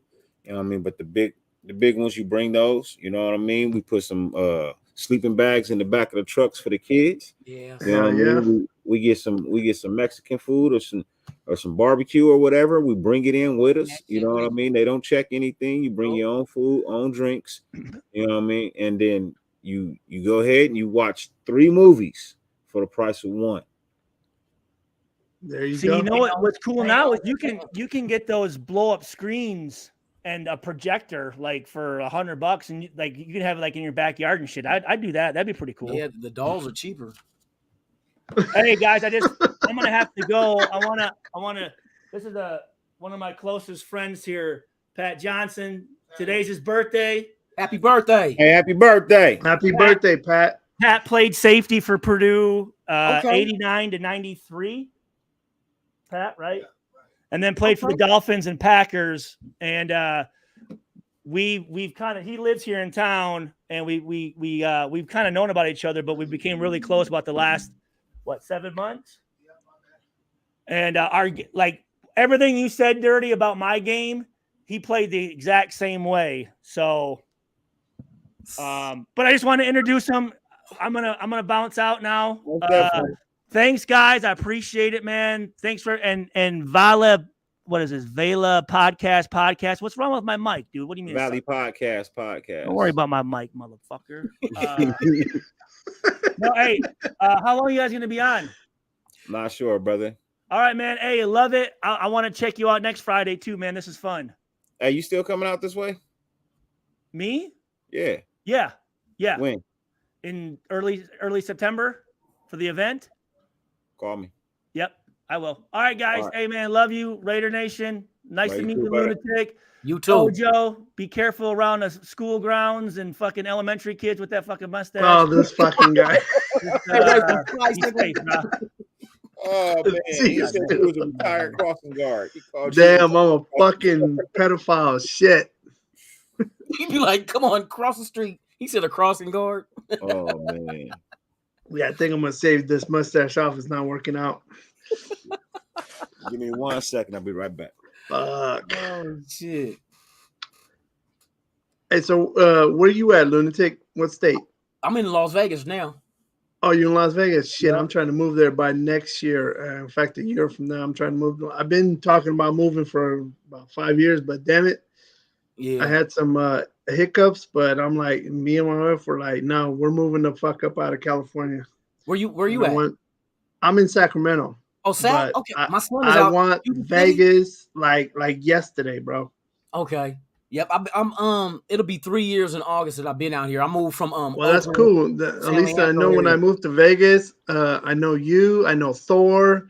Yeah.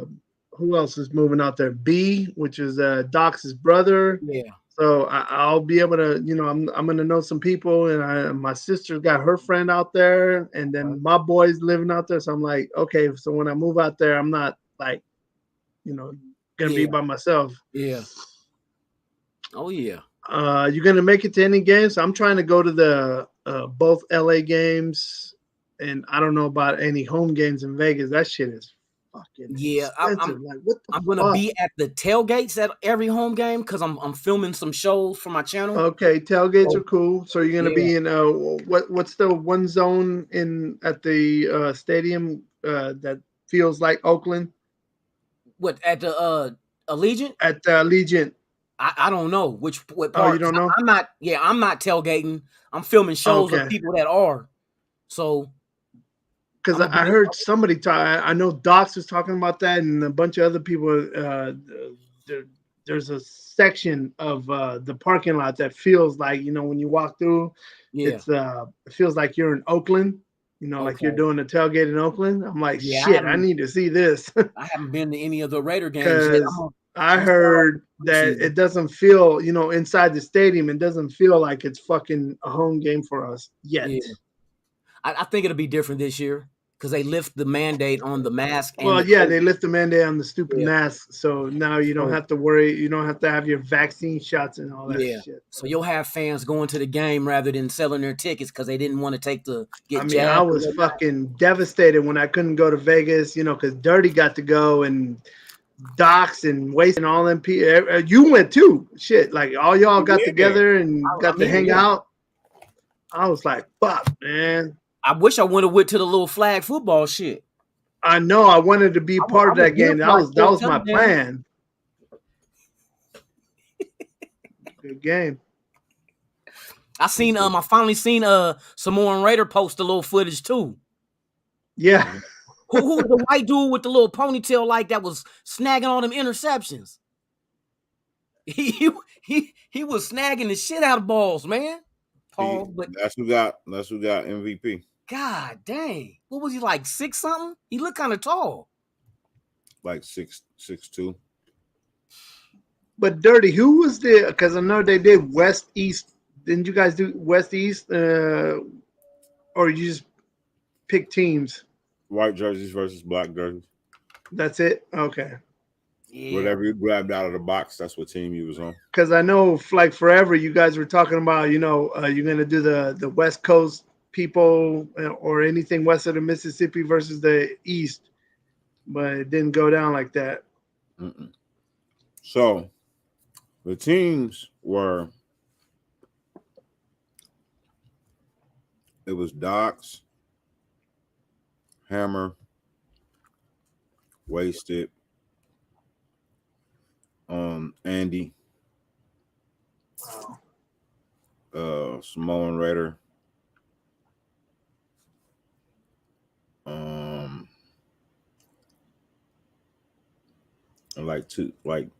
B was over there, and like a couple of it's like 3 other dudes over there. Okay. Like 3 other guys over there. And then it was on the other team was me. It was Pharaoh. Okay. And then it was me and Pharaoh, content creators, and then everybody else was were just like fans, you know what I mean? But it was me, it was Pharaoh, it was my boy Jose. And I like anybody watching, if you was on my team and I don't remember your name, I do apologize. You know what I mean? As I said before, I got to see somebody 3 or 4 times before I remember their name. That's just kind of how it is. Bro, you ain't going to remember everybody if you only see them the first time. Yeah.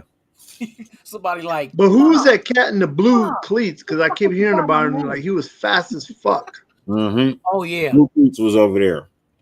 Blue Cleats was over there on Doc's team, too. Yeah. Hey, he was fast. And what did Docs keep switching teams?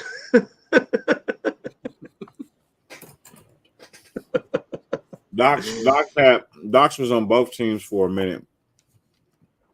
But no, when I got hurt, Docs came in and played defense on our side. Oh, okay. You know what I mean? Because they had some other players to play offense. So after I got hurt, Docs came and played defense on our side of the ball. Because they had people waiting to get on. We didn't. Oh. We didn't have no subs. Oh, But shit. damn, for not having a playbook or anything, I mean, that was a fucking close game. 21-14. It was only because I got hurt. Yeah, I remember that.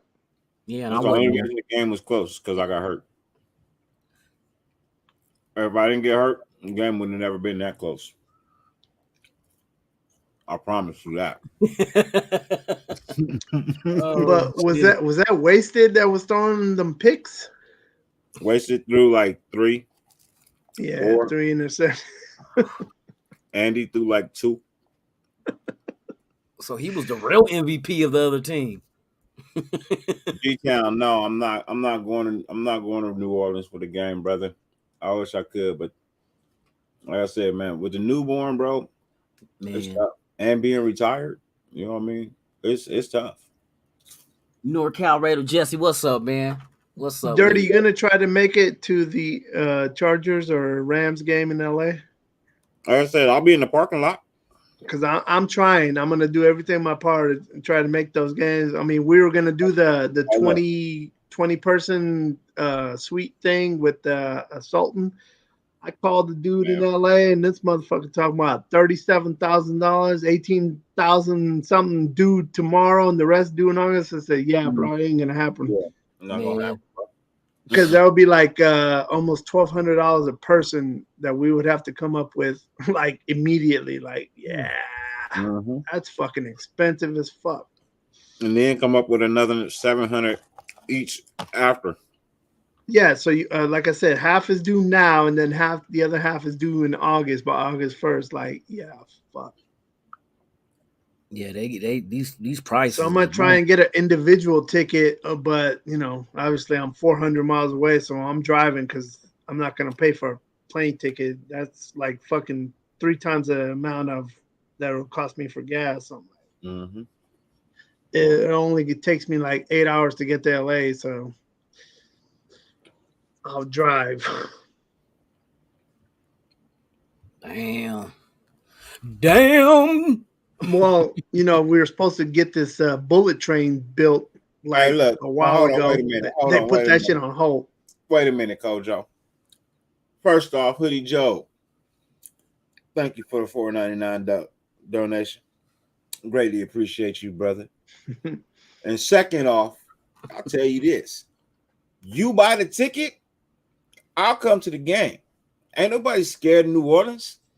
Ain't nobody scared of New Orleans at all, man. Ain't nobody scared of no New Orleans. You know what I mean?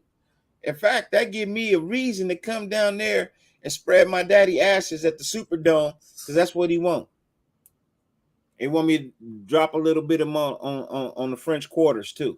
Man. He want his ashes spread on the French Quarters and some around the Superdome. Bourbon Street.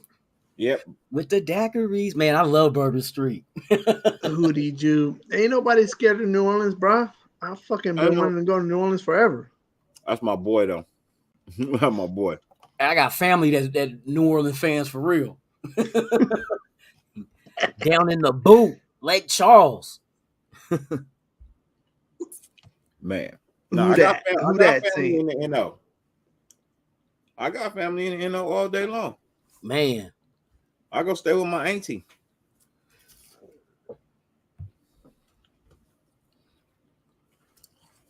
Yeah, for sure. You say if you got the ticket for me, I'll come. I'll come to the game. You got the ticket for me, bro. I'll definitely come to the game, or we can do a live podcast while I'm there. You know what I mean? I love to go to a fucking Saints game. Out there too. I'm with it, bro. I'll go anywhere. For real. I would like to go to Nashville. I know that one's a cheap ticket. Nashville. See, See, if I go to Nashville, I gotta hook up with Raider Prime if I go to Nashville though. If I go out there, I gotta hook up with Raider Prime because I know he out there. Shit, Jacksonville tickets should be like about $5. Yeah, that shouldn't be too expensive. Hey, it'll probably go up because we're coming, but shit.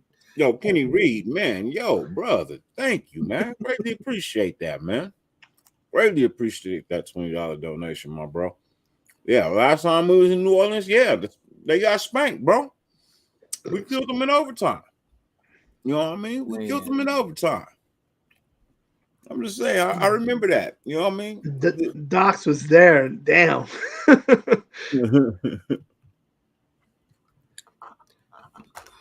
Yeah, for sure, man. Most definitely, bro. I'll fly in. I'll fly in a day and a half early. You know what I mean? I'll fly in on Friday. That gives me a chance to go see my auntie and my cousin. I ain't seen my auntie in like 26 years. Damn. Yeah, I haven't seen my auntie in like 26 years. So, and then I can go see my cousin, who I ain't never seen in my whole life, but I talk to at least once a month. Wow. Damn. Yeah. Shit, we didn't even know about each other till like 3 years ago. Yeah. Mm-hmm. What y'all found out through like other family members? No, I never really fucked with my dad's side of the family. Yeah. You know what I mean? Like, they did some shady shit when I was 18. Wow. You know what I mean? So I said, fuck y'all. I needed a place to go, right? I needed somewhere to go. Judge told me I had to leave California. Right? No, I was 21. Yeah, I was 21. Judge told me I had to leave California. And that's the only way I was gonna not go to jail. They wanted to figure out what the truth was. Right? They wanted to figure out the truth. So he gave me an option to leave California for a while. And I called my auntie and my grandmother, and they didn't let me come through. And I held on to that for a long time. I ended up going to Washington. Okay. Which is okay. It's fine. You know what I mean? But I'm glad Washington State or DC? Glad I didn't go to New Orleans. You know what I mean? Because I didn't know the crime rate was like that at the time. Yeah. So ain't even no guarantee that I would have made it out of there. So especially where they live in the third Dirty ward. Washington State or DC? Huh? Washington State or DC? State. Oh, okay, State. Seattle. Yeah, I was stationed there for a year. I was in Job Corps up in that motherfucker. Where, Fort Lewis or Cedro Willie. No, I was at Bremerton on the other side of the bridge. The other side of the bridge, yeah. No, I would go to Tacoma or Seattle every weekend, though. I lived in Fort Lewis for 2 years. Fort Lewis. Mm-hmm. Man. Right around the corner from Madigan. Wow. Yep. You ever go to the nightclubs in Tacoma? Like the Silver Eagle or whatever, the Golden Empire, whatever the fuck they were called. They had some weird ass names. They had some weird names. I can't remember any of them. I used to hang out in Federal Way. Federal Way? I hung out in Federal Way. That was the best nightclub to me. I used to hang out in Fife. Fife? Mm-hmm. I used to hang out in Fife. I've been to a couple of clubs in Seattle. And then Pioneer Square. And I would go to Federal Way to go to the mall. Man. I go to Federal Way to go to the mall. I hit Puyallup to hit the casino. Puyallup, yep. Puyallup, that's where I bought my car. I bought my car in Puyallup too. I bought my car in Puyallup. It was some fucking little hole in the wall. I was driving down the street and I'm like, hey, we must have bought our car at the same bro? spot. We must have bought our car at the same spot, bro. He was in the was it the little triangle right there and it was a little white hut? Is that what it looked like? I mean, I don't remember. I know I was going towards what do you call it? Mount Rainier. And then there was like a little car dealership on the right hand side. And I'm saying, hey man, pull over. I see a fucking car I like. Mm-hmm. Yep, it was like a Cadillac. I was like, I want that motherfucking car. Same place, bro. Yep, Puyallup. Yep. You ever go to Vancouver, Canada? Because that's some fun stuff. I've been there once as a kid. Took the My- ferry. No, Lunatic, you got to go there and as an adult, bro. Yeah. I mean, I don't know if you're still single, but if you're not single, then don't No. go there. But if you're single, man, go Yep. there. I wanted to, but my out of state travels have been revoked.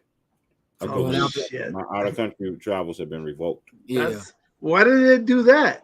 Where you that they only do that for criminals. Well, they thought I was. Oh, okay. They thought I was. And so about 6 months. Fucked up. Yeah, because it wasn't me. You know what I mean? It wasn't me.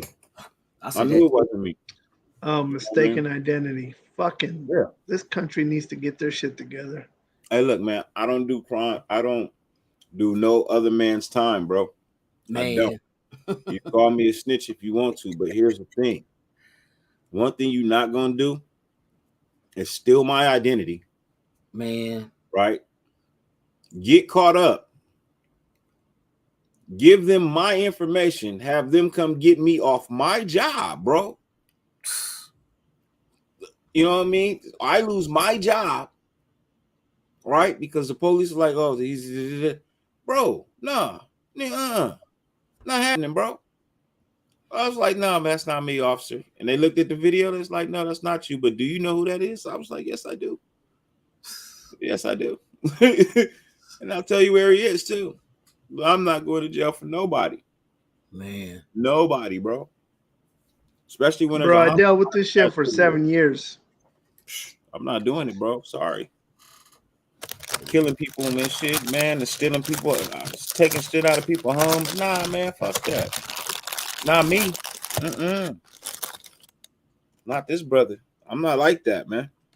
Motherfuckers caught up in a twist, boy.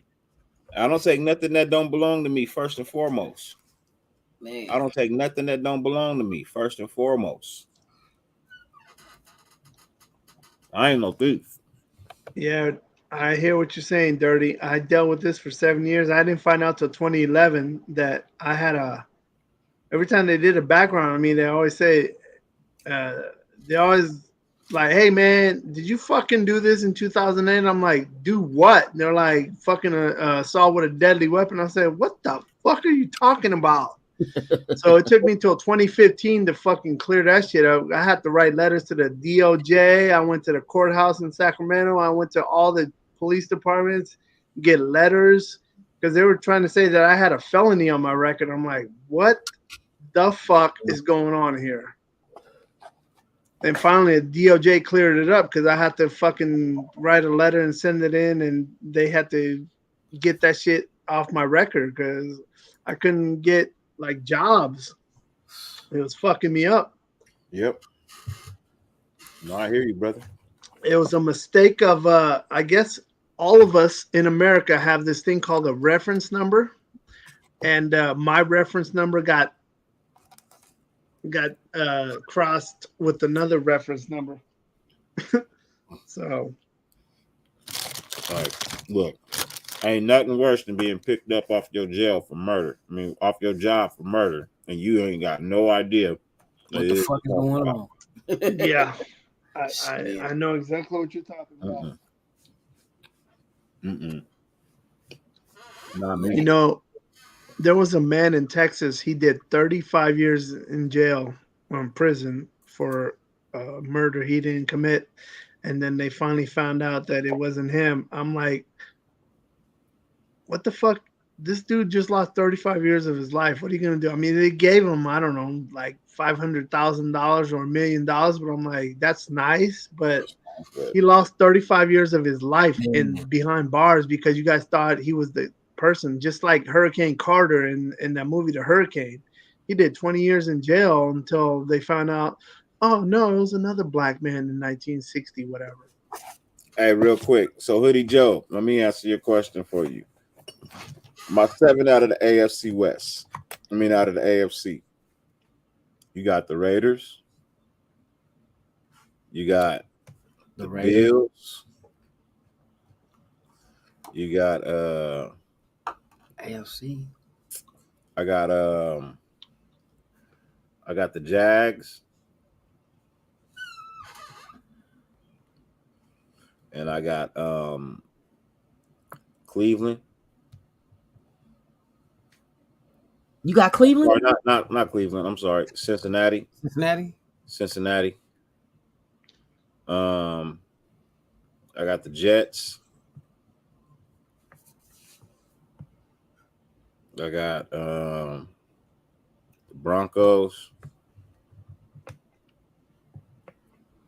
And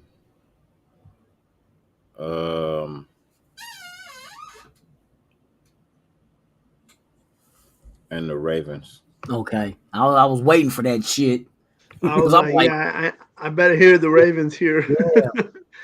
Yeah. I'm gonna be like, Ravens? They draft was decent. Now in the NFC, I got shit. See, so the NFC, I got the Eagles. That sounds right. That's a shit division. Yeah. Yeah, but I still got the Eagles too. But somebody got to win that shit. You know what I mean? Eagles, Rams, Bucks, Packers,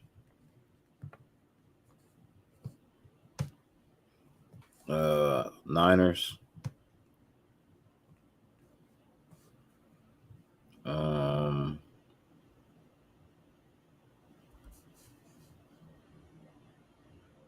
Cowboys,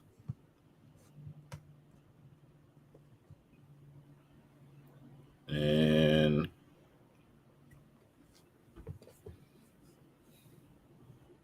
think real hard. Think real hard. Cardinals. Yeah. That's 7. Yeah. What about the Vikings? You don't think the Vikings? Well, it could be the Cardinals or the Vikings, but I would say the Cardinals are above the Vikings right now. Yeah. Well, yeah. Cards or Vikes. Honorable mentions. Honorable mentions.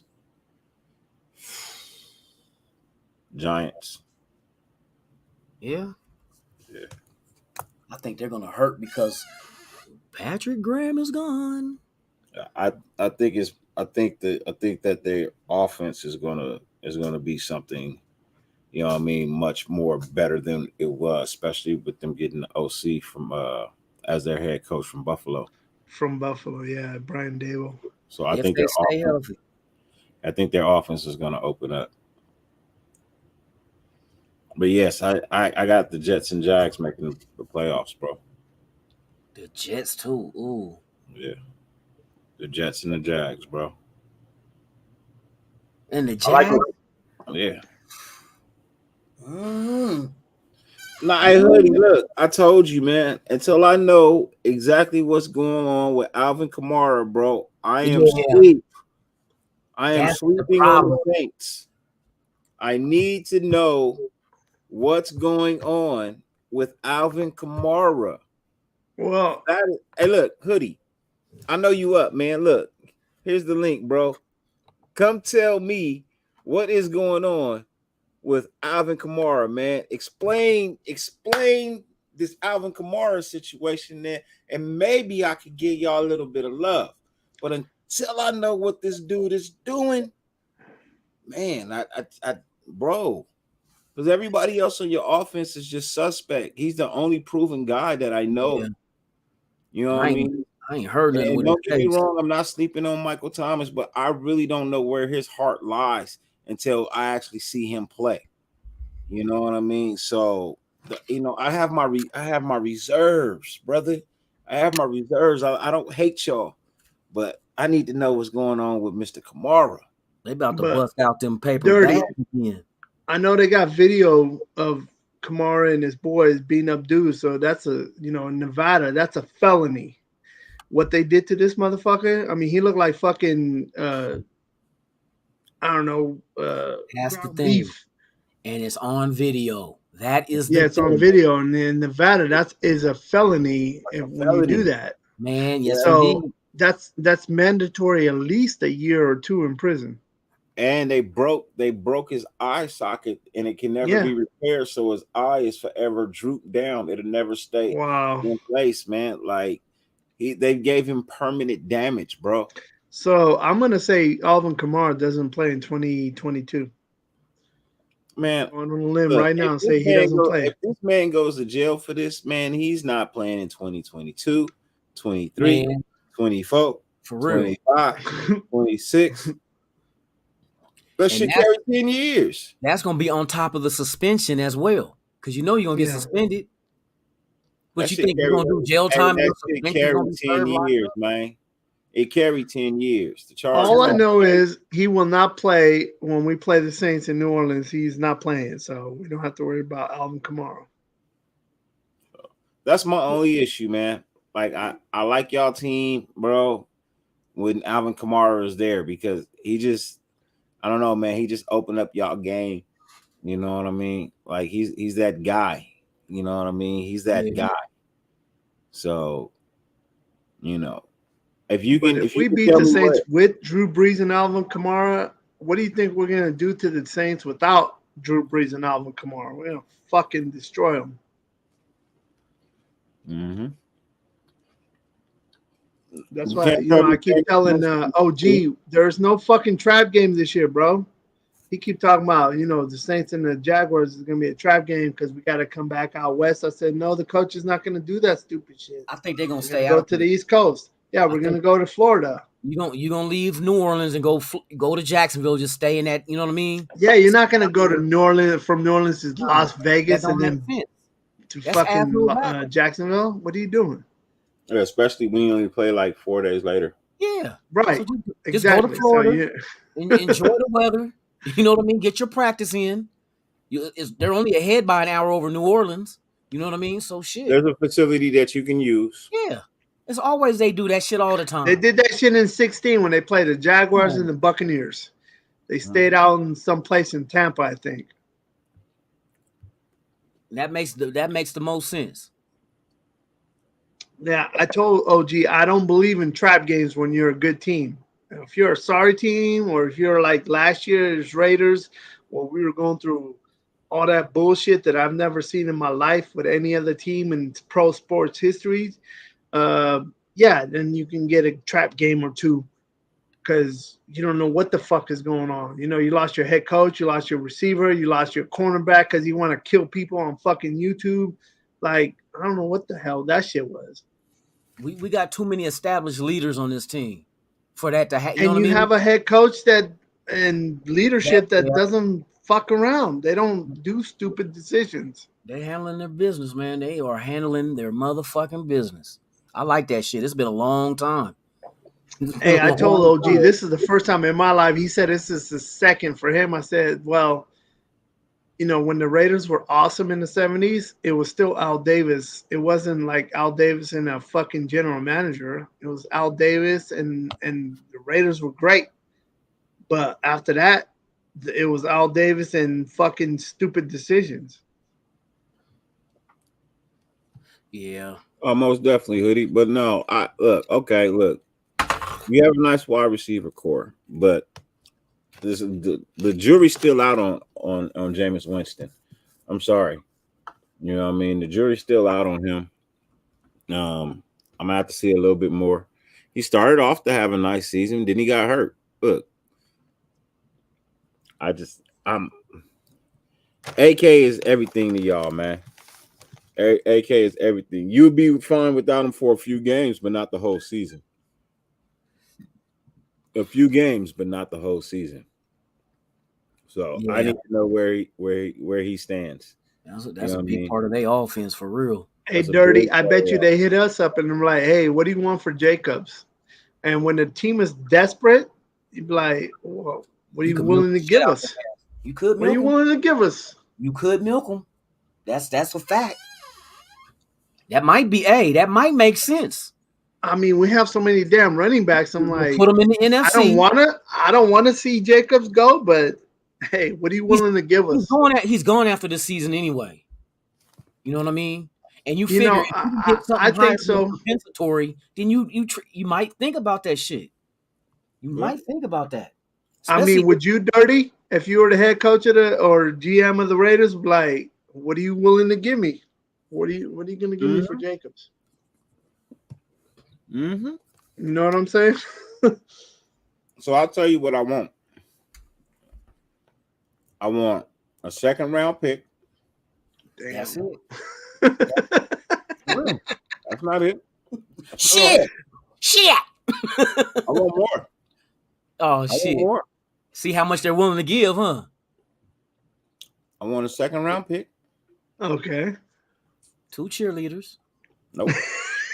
Crawfish. and some boudin. I want a second round pick, and I want a conditional 6. And who? And a conditional 6. Shit, I you know what? They'll probably do that shit. If they're desperate, if they really need possibility of that 6 turning into a 5. That's what I want. Give me a second round guaranteed. Give me a conditional 5th, 6th round pick. I'll take the 6, but if you guys make the playoffs, I want the 5th round pick. That's what I was about to ask you. So, what do you mean on the condition? Does he play all season, or do they make the playoffs? So If they make the you playoffs, answer my question. I want the 5th. Yeah. If they make the playoffs, I want the 5th. that might be a good ass fucking dude. That's more than what you'll get when he walks and you get a compensatory for him. You ain't getting that shit as a compensatory.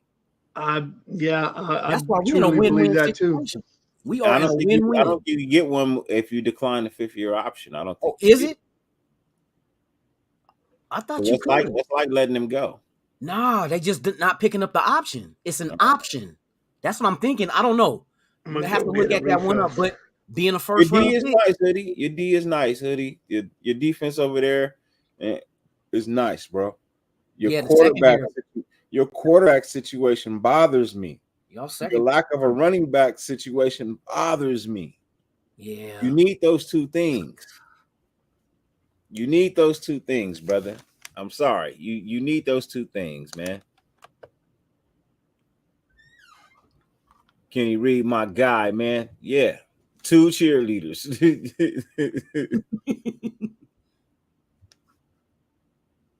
So can't count out our. I'm not counting y'all out, man. I'm not counting y'all out.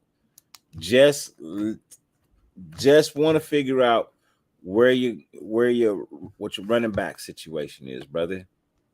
The run game. That's it right there. Mm-hmm. Yes, indeed. Well, so we got to see what he does this year, man. Got to see what Jameis does this year, man. That's going to be the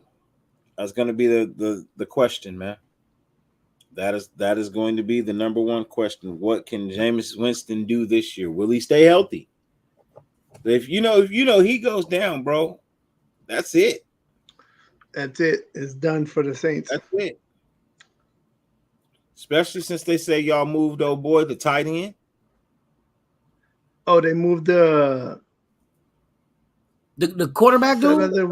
What's that other quarterback's name? He's tight end. They moved him to tight end. Yeah, they said they moved him to tight end. What the fuck? Wow. Blurry face. My camera be tripping. That's fucking crazy. Tell me if I'm wrong, Hoodie, but I heard they moved your other your backup, the one that used to run the options and whatnot. RPOs and shit, yeah. RPOs, they said they moved him to tight end. What was his name? I'm looking him up because I forgot. Yeah. Look that up and see exactly. I'm curious. I forgot his name. They put him. Oh man, nah, hell no. Jason Hill. Taysom Hill. They moved him to tight end. What the fuck? That's what it said. So it's true.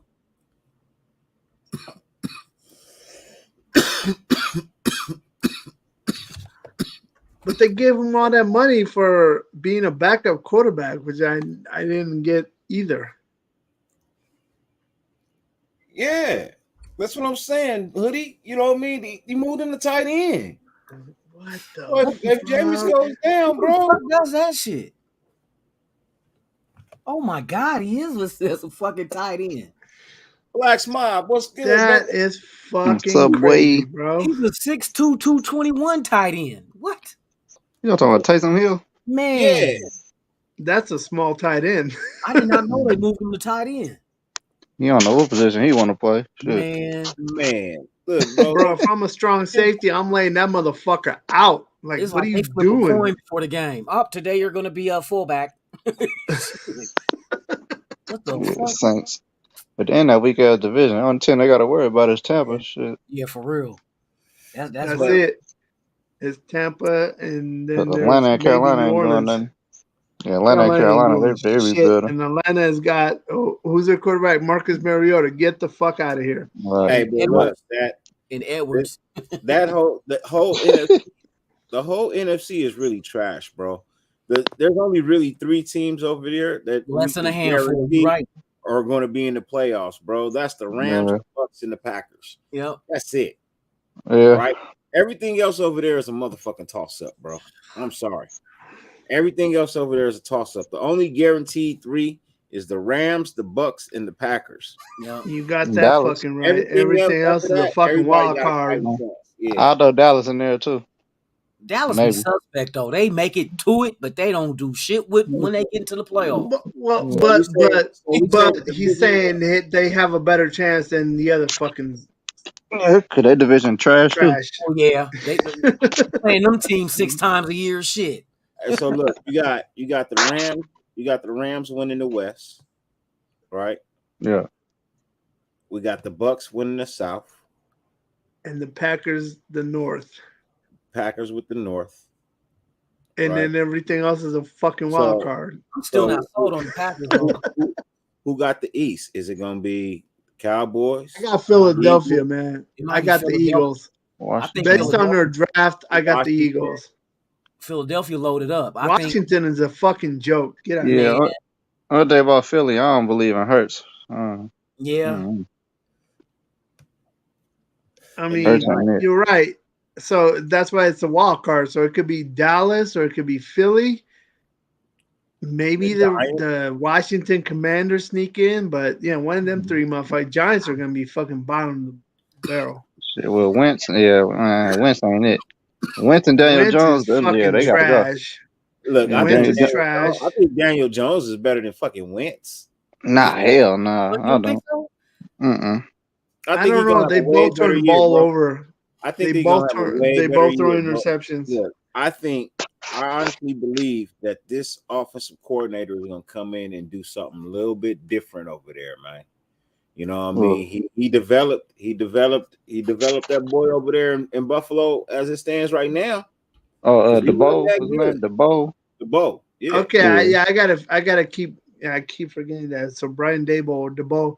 Yeah, I'll go with you, Dirty. I'll say that the coach is going to make a difference in Daniel Jones's production, but it's still a wild card. Yeah. Can Saquon stay healthy too? He stay hurt too. Yeah, Saquon cannot fucking finish the season to save his life. He stay hurt. He's worse than fucking Josh Jacobs getting injured. I'm talking about getting injured, not skill wise. Getting injured. Getting injured, yeah. Damn. They the Niners go do something. I got a fucking good front 7.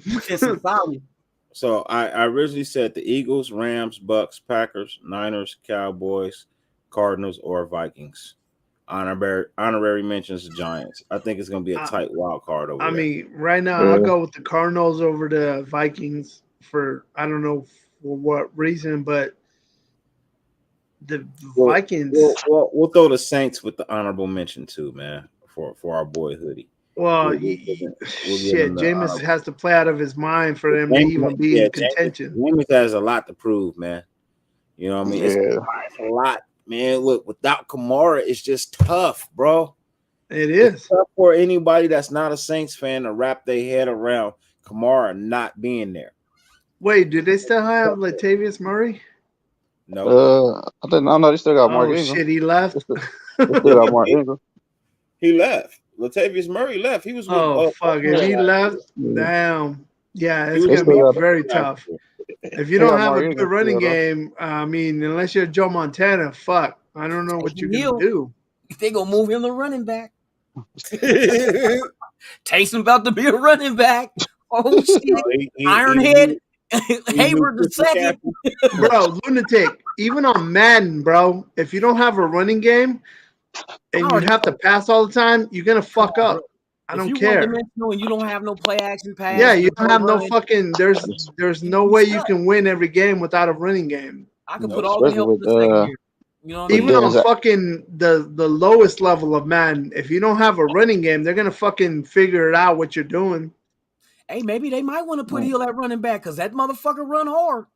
yeah, he do run hard. He do. He running motherfuckers over though. That He do might though. be a little experiment they might want to tight end. I don't think so, but a 6'2", 220 running back. I'm telling you, tight end is gonna be a bad idea for them. If he gets hit by a safety, he's gonna rethink his position. He's like, "Oh shit, I chose the wrong fucking position here, bro." Yeah, going across that middle. Hey. Get his ass woke up. Ding! And they got Dennis Allen as the coach. That's even worse. Yeah, it's gonna be all bad. It's gonna be all bad. It's gonna be all bad, man. Yeah, I don't know about the Saints. Look, well, look, they got to put him somewhere. They gave that motherfucker a whole lot of money, man. Yeah, but damn, tight end. I don't understand why you switch positions from quarterback to tight end. You got quarterback money. Like what? Right. Tight end. He gonna be the motherfucking long snapper. Niggas returning kicks. It's a long snapper. Niggas returning kicks. Oh, hey, he bringing out fresh Gatorade before every game. Clean towels. Hey, they need Bobby Boucher on that motherfucking team if you're gonna fucking play like that. They gonna make that work in his contract, man. All this damn money you gonna earn that money. as a quarterback and you ain't quarterback. Oh hell no. Hella incentives on that motherfucking contract. Hey, I'm telling you, the Saints walked over to his house and was like, "Hey, which one of you motherfuckers is gonna wash my drawers?"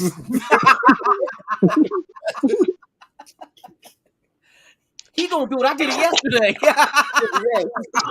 But what do you guys think about Nick Mullins being our backup as opposed to Marcus Mariota? Are you more comfortable with that, or are you more like, oh, what the fuck? I mean, he better than Stidham and who else we got? Stidham was Garbers. a horrible trade. I don't even understand what the fuck that was about, but I guess he knows the offense. And Garbers. Garbers a rookie though. What was the question? What do you think about Mullins being our backup versus Mariota? Does that make you nervous, or is that like, do you want to fucking sign Kaepernick or what? You gotta look at it like this. If Mullins happen to get in the game, look who Mullins who he gets to throw to. Yeah, that's true. They're gonna make him look good. We have a young man on our team. We have a young man on our team. You talking about Carver? This young man is phenomenal when you turn on the tape. Watch his he just has to get the ground. You know what I mean? He just needs to get the wind beneath his wings. You know? I believe Give this young man about 3 to 4 years of sitting behind a predominantly great quarterback like Mr. Derek Carr, DC4 himself. You know what I mean? And this young Chase Garbers guy, I'm telling you, man. You're talking about Chase Garbers. Future starter of the Raiders, bro. He got potential. 4 years. I looked at his tape when you talked about him. Yeah. 4 or 5 years. Okay. 4 or 5 See how years. he looking. See how he looking preseason. And put him with you. Let that be McDaniel's project, his little pet. You know what I mean? Like shit, I'm gonna be doing this on the side. That's a side hustle. Garbers is McDaniel's side hustle. He's trying to turn that motherfucker like Bitcoin. Hey, I told OG Daniel earlier, in preseason, I only want to see backups. I don't want to see no fucking starters. I want to see backups. Preseason? Let them play. Yeah, preseason, let the backups play. Let them fucking see what they got. I don't want to see no starters. There's no reason for starters to play in the fucking preseason. I want to see the undrafteds, the free agents. Yeah, I want to see fucking Troy Polamalu. Heartstrings. Yeah, I want to see all them motherfuckers. I want to see Zamir White. I want to see Bam. Oh, Zamir White. You know what? Hey, I believe Zamir White will replace Josh Jacobs. Whether he gets traded or cut or whatever the fuck, I believe Zamir White will be the man in 23. It's his team. That's fact. It's his team. I'm telling you, because it is Jacobs last year. We ain't finna resign him. They moved up and got him for a reason. I feel you, bro. Pharaoh, I don't think they're gonna give him like whatever he demands. I'm like, nah, bro. We didn't even pick up your 5th-year option. Yeah, they're not gonna do that. If you up, brother, pull up. They're gonna let him walk, man, because they got their future already. Zamir White on the West Coast. He should pull up as Jacobs, but he's just faster. He get past the linebackers, he's gone. He is faster. Yeah. He get past the linebacker. Is he bye. You know what I mean? I don't know. You know, the one kid that I don't know that's gonna make the roster, and I think it's kind of a waste of a pick, is that 7th-round pick. Nah. Britton Brown. Nah. I think that was a waste of a pick. It wasn't wasted. It'll be special teams. You think he's gonna make the team? Yep. Oh Special shit! McCormick's not replacing okay. anybody. All right. A lot of the running backs we have. I'll go with the two. I'll go. All right. The running backs that we have now, the only motherfuckers that's under contract next year is gonna be Bowden and Zamir White and Britton Brown. That's the only 3 under contract after this year. Yeah. They know what they're doing, and that's why they stash Sincere McCormick on the injured list. Right. No, I know what that was about. They did that shit so they don't let anybody else sign, you know, because if you don't have, he's gonna be our retard. That's what Sincere. So when I heard that news, I'm like, I'm not tripping because I'm like, they're just basically protecting themselves because they don't want to do the same mistake as last year or 2020, where you don't have people protected because you can only protect 3. Yeah. I don't understand that rule. It's like if you have people on fucking on the practice squad, you can't protect everybody. You can only protect 3. And like, why the fuck do I have 16? They moved it up this year. They said you could. Oh, they moved it up. You have 16 on your on the practice squad. Yeah, you have 16. So you can protect 6. Oh, that's cool. I didn't know that. Oh shit! I'm down for that. Veterans 2 or plus years can be on the 6 of them at the max. I am down for that shit. It makes sense. You give them fucking extra games to play. I know if you're fucking playing 17 games, you should have more than 53 guys on your roster. Should not just 17 extra. I'm a big advocate for it being 60 players. 60? You know I feel like 60 players, bro. I don't see why not. I would even push it 75. Nah, 75 players. 65 will be my max. Okay, 65, but at least you're having that extra fucking set of players. Shit, the sidelines be looking like college players. Man, 100 be like 100 recruits. College is like 85. I got you, bro. I got you. I'm saying at least 65. Give me 65. Give me 65 players. I'm fine with 60, bro. Give me an extra 7. Why not? Yeah. Give me an extra 7, bro. You can't dress them all down on game day anyway. No, you can't. You can only dress down 40. What is it? 45? Shit, let them have 70. Yeah. No, I think it's 48 that you can only dress down. Oh, 40. Oh shit, they moved it up. After 53, I think only 48 can be active. So give me 60 players. Let me dress out. If you had 60 or 70. Look, listen, hey, bro. I will take 60 fucking players in jerseys all day long. How many dirty? Let me. He said 60. Hold on. Let me finish. Let me get 60 players. Let me dress out 53. Why not? Yeah, that makes sense. You might as well do that shit because it's too much shit in this game. Come on now. Injuries. Let me get 60 players and let me dress out 53. I think that's fair. Why wouldn't you want to dress out 60, Dirty? Because look, you gotta have that offset, right? You got to kind of have that offset, you know. So I just want to dress out the full roster. The full roster right now is 53, but you don't dress out. Okay, so you're actually adding. Okay, I see what you're saying. You're actually adding 8 players. Yeah. And let me dress out Okay, I'm down with that. I'm down with that. No, that makes sense. At least that way I know I got a full team. You know what I mean? And I can swap those players in and out. You know what I mean? The That's only so thing easy. that shit gonna eat your salary cap. No, That no, is- lunatic, because you're not paying them 53 through 60. You're not paying them really shit. You're paying them No, fucking that- minimum wage. No, that's not true. It depends on who the 60 are. See, it doesn't say that you only can the ones that's not dressed down is your ones that, you know what I mean, is the less valued players. What have Most somebody got to definitely. you know what I mean? You Appreciate you. who you designate as the live players for the game and people that because some people get a healthy scratch. But Yeah. you know what I'm saying? But the lower you are on the roster, the lower you're gonna get paid. What tells you you're the lowest on the roster by your Well, salary? if you're number fucking 53 or 56, you're gonna get paid the lowest of the salary cap. My man wasted, not brother. Friday. What's good, man? Wasted. 5 a.m. on the East Coast, brother. Oh shit, wasted is up. What the fuck? Nah, he must be waking up, brother. Bro, it's like 5 a.m. in the East Coast. Wasted. Good morning to you. Shit. Good morning, brother. Good morning to you, man.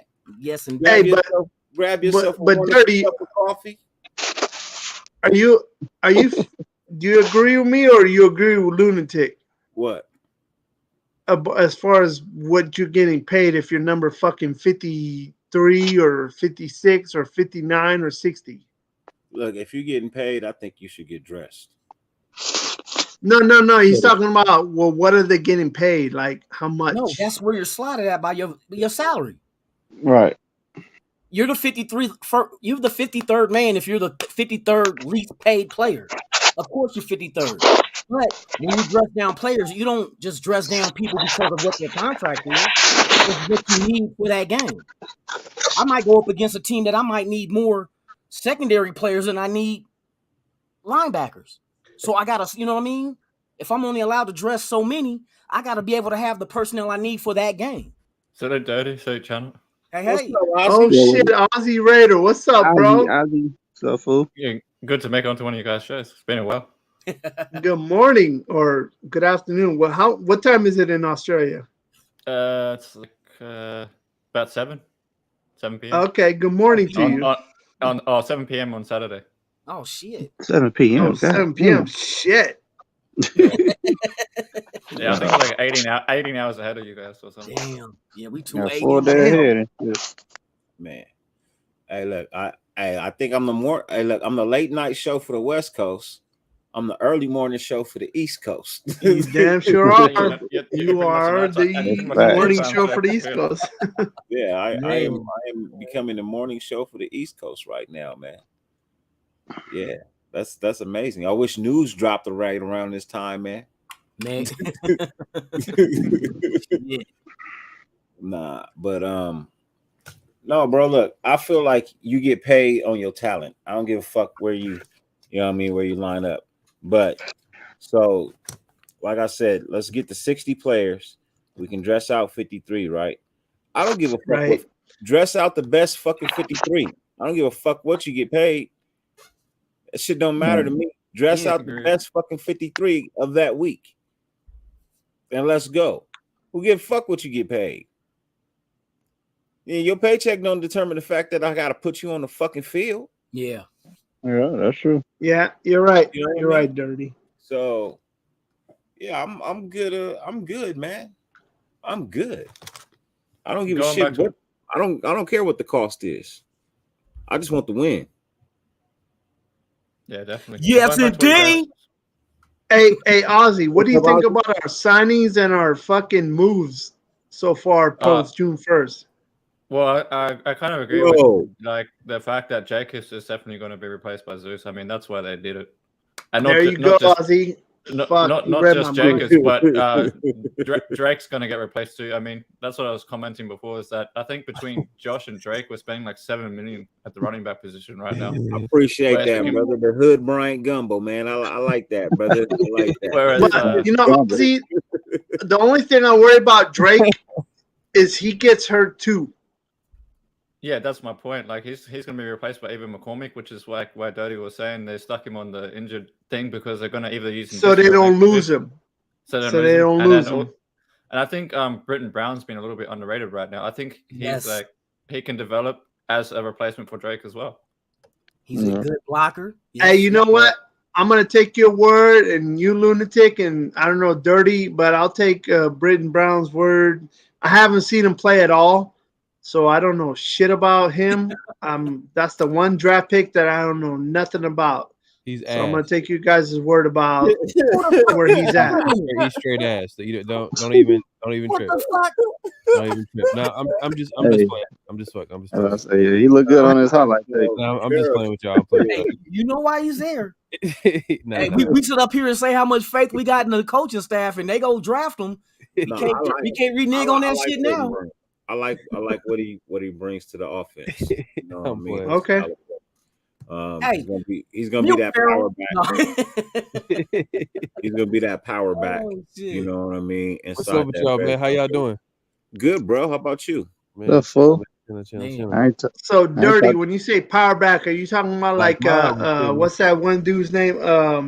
Tyrone Wheatley? We talking about that kind of power back? Nah, hell no. He ain't that big. Nah.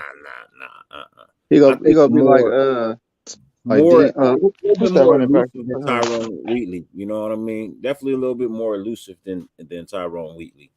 Okay. And definitely faster. Yeah, he gonna be our James White. He gonna be our James White, like he was with the Patriots. All right. If you say James White, I know exactly what you mean.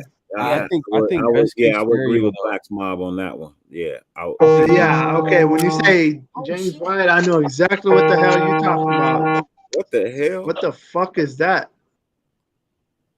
Hey man, look, man. Ain't no time to be playing with your rabbit while we on screen. What the hell was that bullshit? This nigga has a rabbit set on the timer, huh? He has that was some weird. I'll be right back. Oh no, man. Hey, best case scenario for that running back room is Josh Jacobs. He's going to be the main guy, and then obviously Zamir Wright. If he can make plays this year, that's a good sign for his future. And then obviously, he takes the rock the next year. Yep. No, wait. I understand exactly what it is you're saying, but what I'm saying is, I want the best 53 that performed in practice that week. It don't really, for me, sometimes it really don't boil down to the price tag. I've seen us overpay for so many players that just, didn't deserve the money they were getting. And we had players that were making less.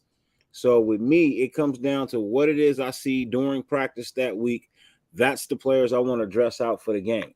The ones who came, put in the effort, they achieved, they gave all the hard work and sweat, they earned their motherfucking jersey. And that's just how I see it should be. Dirty, I agree with you 100% because I was talking about this shit earlier. I was like, you know what? In previous regimes, we didn't always keep the best 53 players. It was Gruden picking, like the Gruden guys, like the Gruden grinders, whatever the fuck he called them. Like, motherfucker, you're not keeping the best 53. I'm gonna pick the best 53 guys I want to pick, but they're not the best fucking 53 players on the field, you stupid motherfucker. But anyway, I agree with you at that. Hey, can y'all think of a player that Gruden started that shouldn't have started? A few, Pharaoh. Because I think with Gruden, I think that with that regime, I feel like they picked up the wrong players, but then come training camp, I felt like they put the best players on the field. But they acknowledge that they made mistakes with certain players. You know what I'm saying? Yeah, I agree. Wasted result. But it's too fucking late. Once you cut a player and you don't have them anymore, I know what you're saying, Pharaoh, but once you cut a player, it's like, fuck, I wish I didn't cut that motherfucker, but I'm going with my fucking what was this stupid ass fucking show? The where you talk to quarterbacks. You know what I'm talking about? It's like Yeah, he Gruden didn't can't. fucking pick the fucking best 53 players. No, I hear you, right? I hear you. I hear you, Coach, and I hear you as well. Wasted. Like Yeah, I know wasted. the Rasul Douglas, the Arnett thing. Yeah, Oh I my get god, that. that fuck But Russell. what we're talking about we- now is a new regime, though. Yeah. You know what I mean? And Yeah. this first off, this new regime's not overpaying. You know what I mean? They're paying you what you're worth.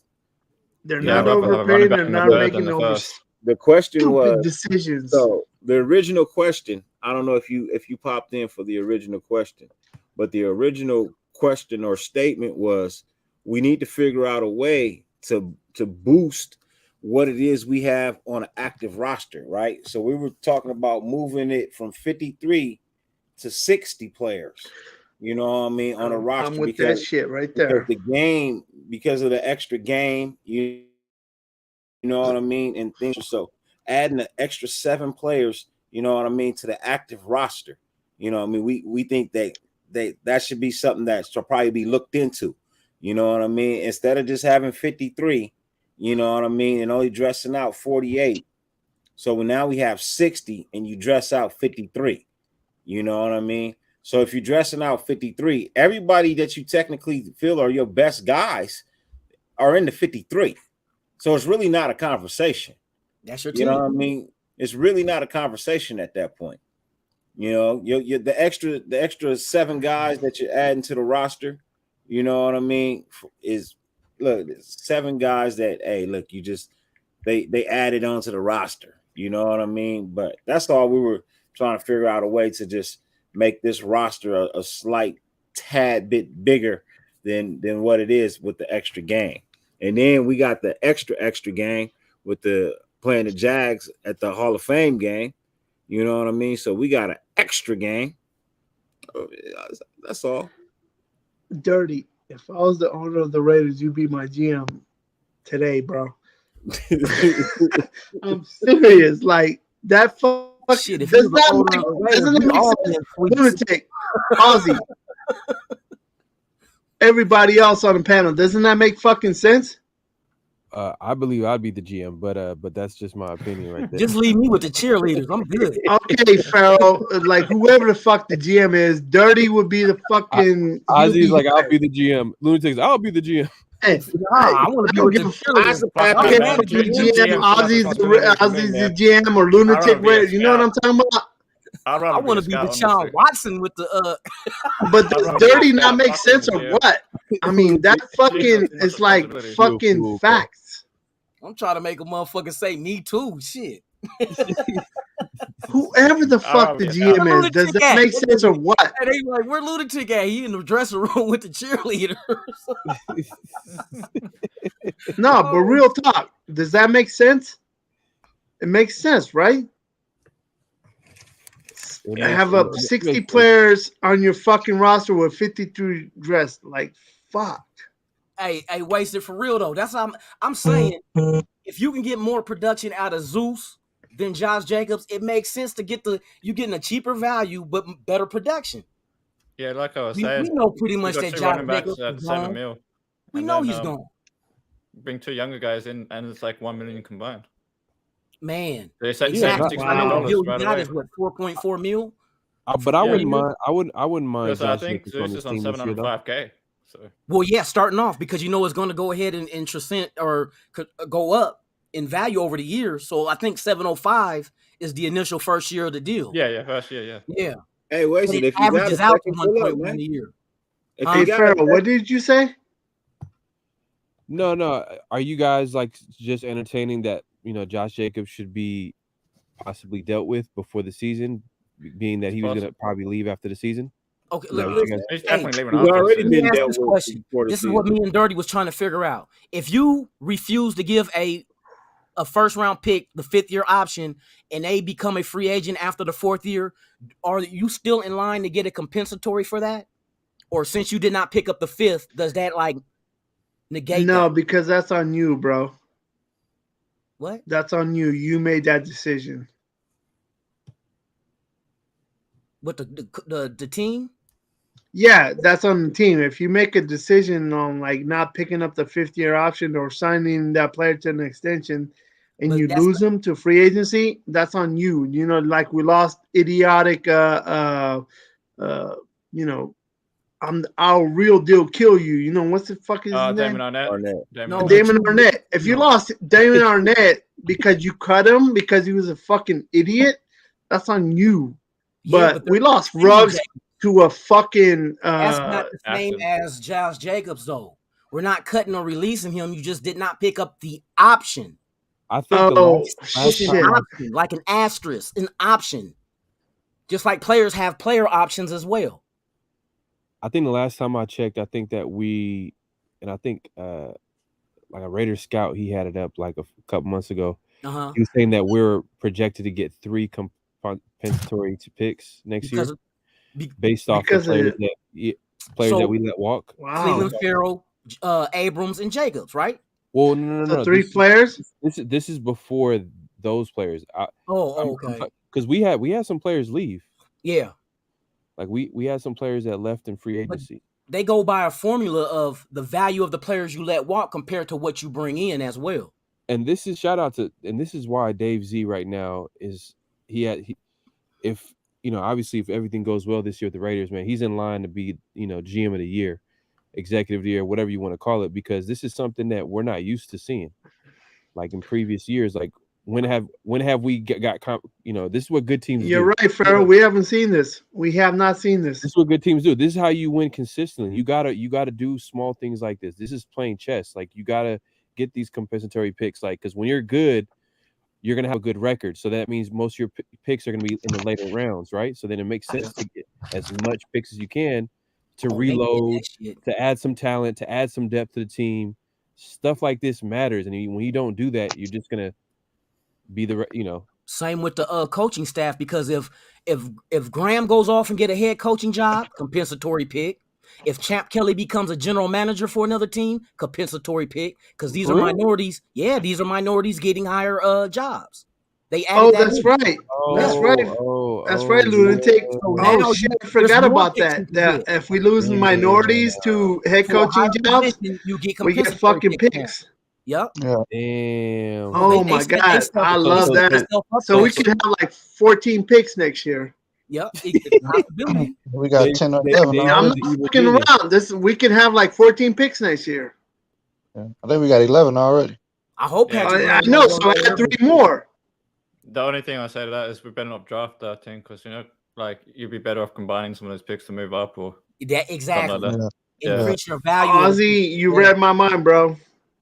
Because if you're drafting 13 guys, it's very unlikely you're ever going to have. You're not going to draft 13 guys and keep 13 guys. Who the fuck drafts 13 guys and keep 13 guys? Prove your value by moving up. You can package. No.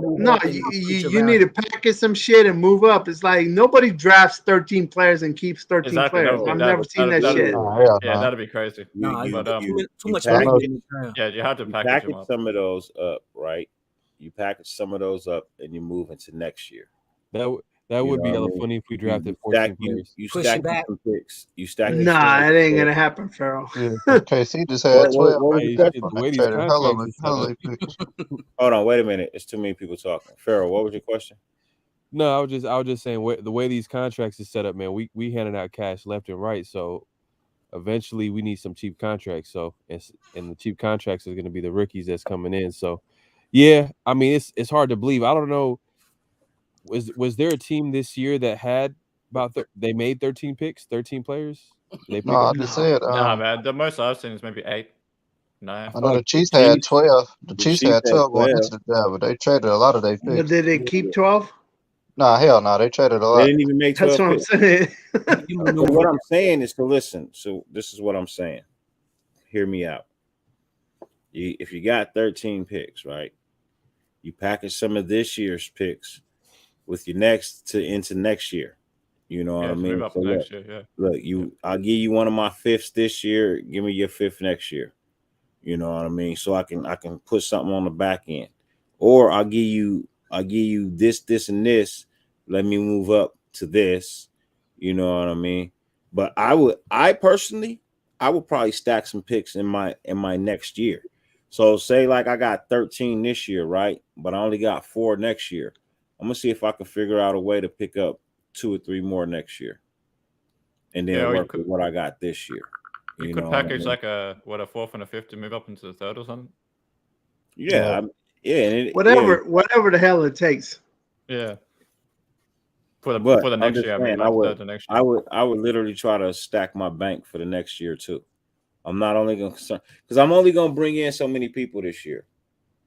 If I could figure out a way to increase my bank on next year's draft, you know what I mean? I'm a damn sure do it. That's why I GM the way I do when we go through these fantasy drafts and shit, and I take the trades. Hey, look, I don't care about having all the picks this year if I don't have any shit next year. All right, so let me stack in some next year shit. You know? Yeah, I agree. I mean, this upcoming, like at the end of this next season, probably need to pick up like 5 guys for the roster. Really, I mean, we've got a pretty stacked roster on both sides already. So, yeah, for real, we got depth. We do have a stacked roster, Ozzy, but we still need depth at corner and DT. Oh, that's what I mean. So I'm saying you're like gonna draft that next year. I say 5 picks, 5 picks in the 2022 you draft gotta or take 2023, corner whatever it next is, and then like Dirty said, then start stacking picks for next I year. don't think we need depth at DB at all. No, you don't think so? No, Brian, the defensive back room is fucking loaded. It's full. But how many do you think they're gonna keep in September? Man, do you understand 7. we have packages that calls for 6 or 7 defensive backs on the field at one time? You get them. I hear that. That's 7. I hear. So let's say they keep 10 DBs. They keep 10 DBs. Okay, you keep 10 DBs.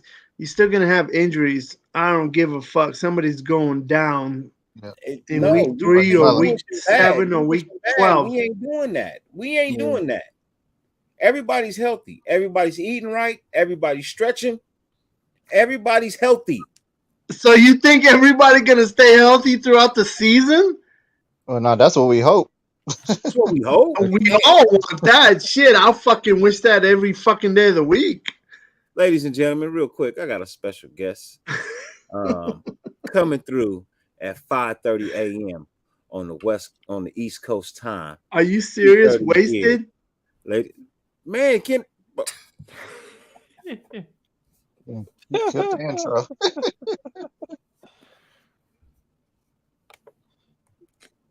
This dude, man.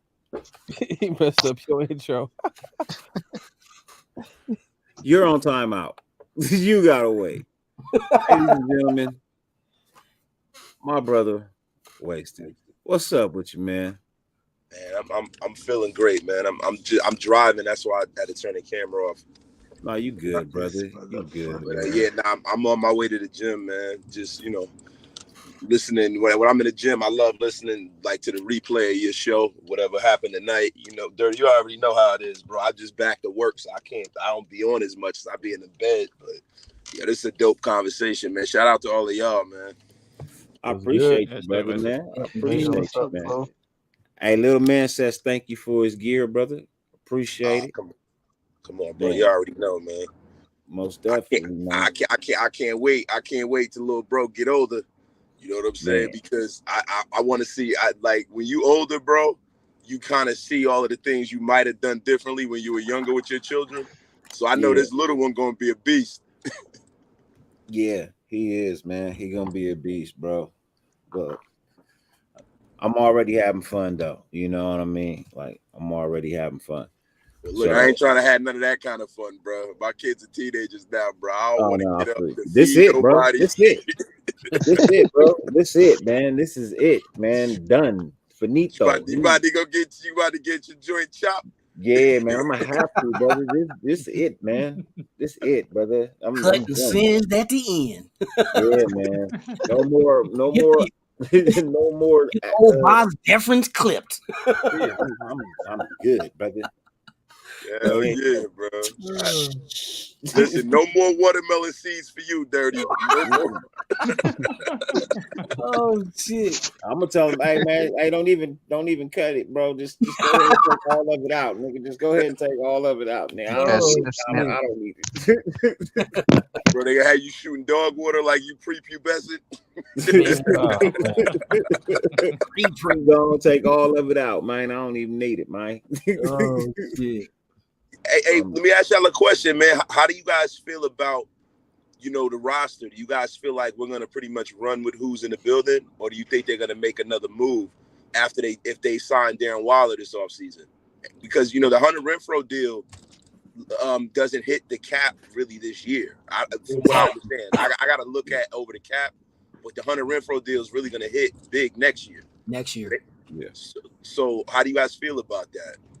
So I was actually on Unfiltered Truth with Phil Robertson, and I posed the same question, which is, we have the 21 million, you know what I mean, that we still have sitting there, and we really haven't done too much with it, So I'm thinking, that either they're holding on to it because they're still in negotiations with various different players. That's enough amount of money to still bring in a nice veteran right tackle, as well as maybe an Ndamukong Suh.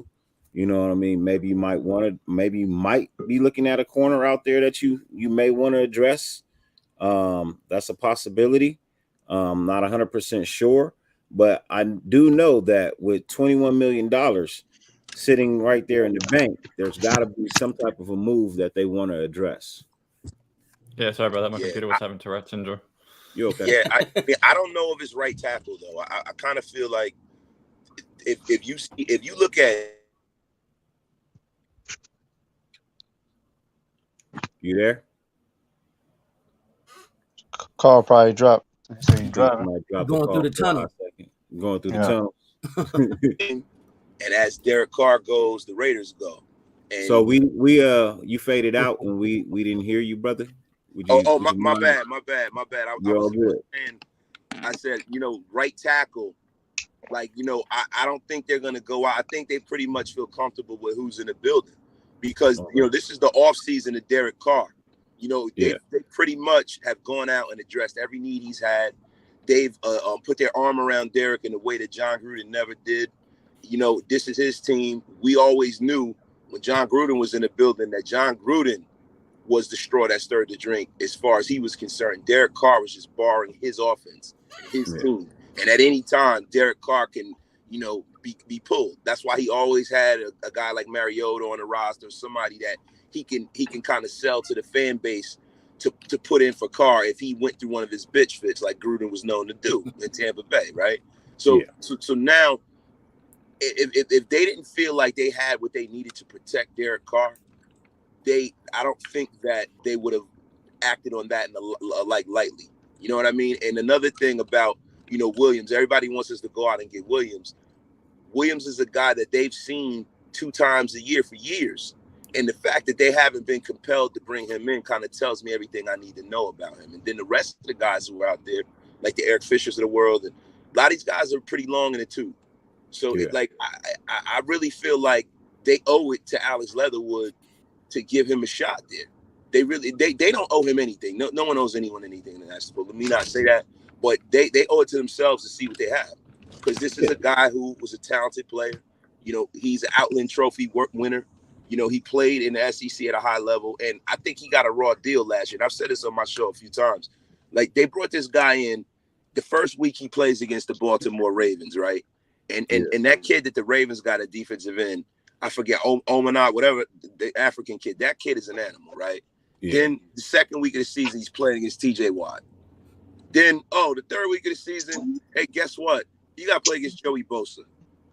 Then the fourth week of the season, they play against one of the highest blitzing teams in the National Football League, the Miami Dolphins, and their defense is no slouch.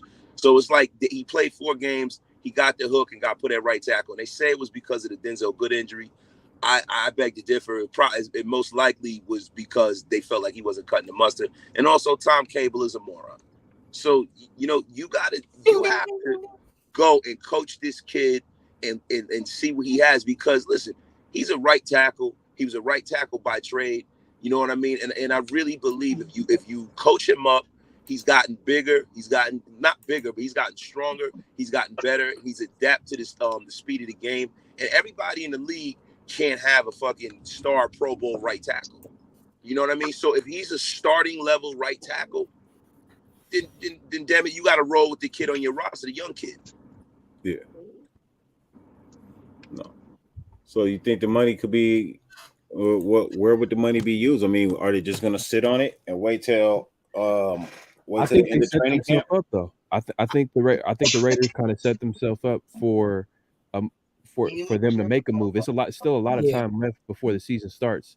So like, mini camp just passed. So they've had like a good, good look at some of the players and see how, to see what players fit. They're kind of like experimenting a little bit. Because I know that the other day we were mentioning how like Mac Hollins was starting on the outside. Leatherwood was starting at right tackle. Brandon Parker was starting at right tackle. So they're still trying to figure out this roster. And once training camp rolls around, I think at that point, with the amount of money that they have available, they still can make a move. They're just taking their time. I think they setting themselves up to be in play for when it comes down to cut downs for the 53. Because there's always teams cutting people be like, damn, they cut who? There's going to be some good talent after they cut down the 53, and they're going to have the money to be there to go get them if they feel like that's an upgrade for what they already have. That's a fact. I was just about to say that, man. There's always a guy who has a high cap number, who's a veteran player, who might not be a superstar player, but was a star. Cutting out, man. Losing you there, brother. Floating around. It's not like he doesn't have, but his price tag is. See, I think the Raiders are putting themselves in a position to even make moves during the season, because in the past, when you would have guys that would get cut, star players or guys who are having contract disputes, and they could be had for a bag of peanuts and a half-eaten sandwich. We never used to have the money for that shit. Yeah. And now we're set up to where in the middle of the season, somebody's disgruntled. They want to get, hey, you know what? Because you remember, the Patriots were always the team, man, where there was a veteran player or a star player in the recent past, where people would be like, who could be a dark horse team? The Patriots. And sometimes that shit would happen, because the Patriots were always set up financially to kind of absorb almost anything. And I love the fact that we're in that position now. Yeah. Dave Z out here playing chess. Yeah. And they can still free up more money if they need to by trading people. Shit, Denzel Good, Big Hank. Man. I love Denzel Good, man, because I think he's like a Swiss Army knife. But and Dirty and I said this before, before the offseason started, everybody said, well, Denzel Good. And Dirty and I was saying on my show, we said it when we were on Mo that time, Dirty, how the 300-pounders, they don't just heal up like that, bro. Like them guys, when them guys get lower extremity injuries, man, that shit takes a long time to heal. And the Raiders can't really carry Denzel Good, when they can get $7 million off of the cap, just cause, you know what I mean? You can't just carry this guy just cause, and you don't know what kind of production you're gonna get out of him when he comes back, if he's ever gonna be right again. Yeah, I also believe that's the reason we brought in Parham. Oh, yeah. I mean, and plus Dylan Parham, if you really look at it, man, was a guy that a lot of people had rated very, very highly. And I believe, had we not had that COVID year where, people had that like COVID red shirt year where they got an extra year of eligibility, and this draft wasn't as deep as it was, I believe Dylan Parham might have gone in like the second or third round, and maybe even the first round for some teams. Like Dylan Parham was an absolute steal, man. I'm sorry, guys.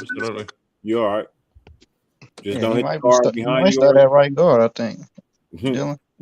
Yeah, if they put Leatherwood at right tackle, it's a possibility. Because I don't think Cotton, they ain't keeping Cotton at right guard. That ain't happening. I've said this, man. The line I would like to see, I would love to see Colton Miller at left tackle. If they can get Thayer Mumford to play left guard, I think that would be fabulous. I still want to see Andre James at center. Yep. I would like to see Dylan Parham at right guard, and I would like to see Alex Leatherwood at right tackle.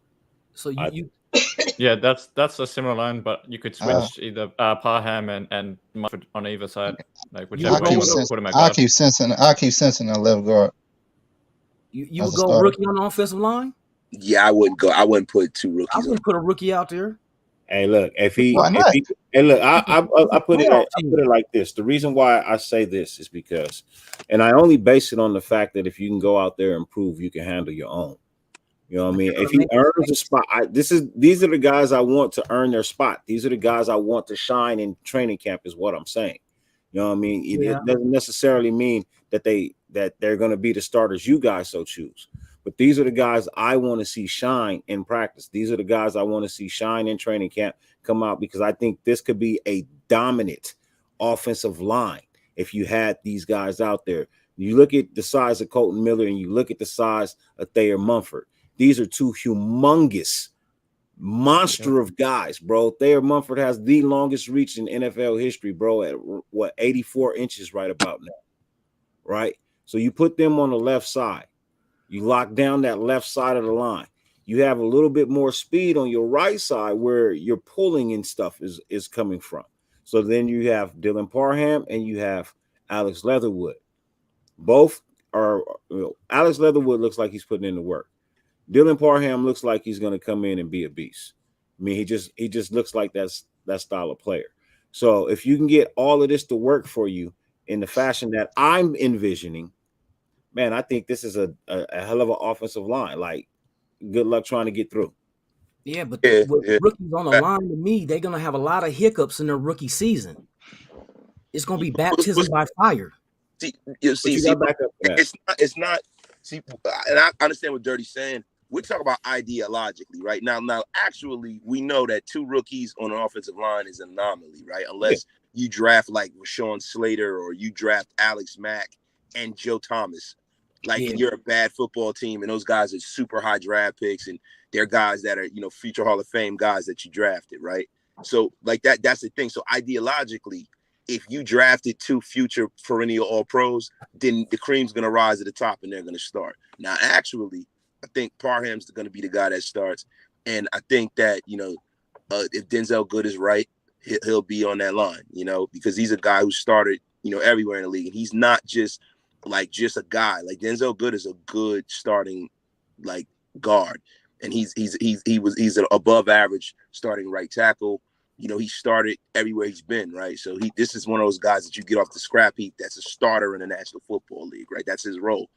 I just think with the Thayer Munford thing, Thayer Munford is a guy that a lot of people don't realize. This guy played in the Power 5 conference at Ohio State University.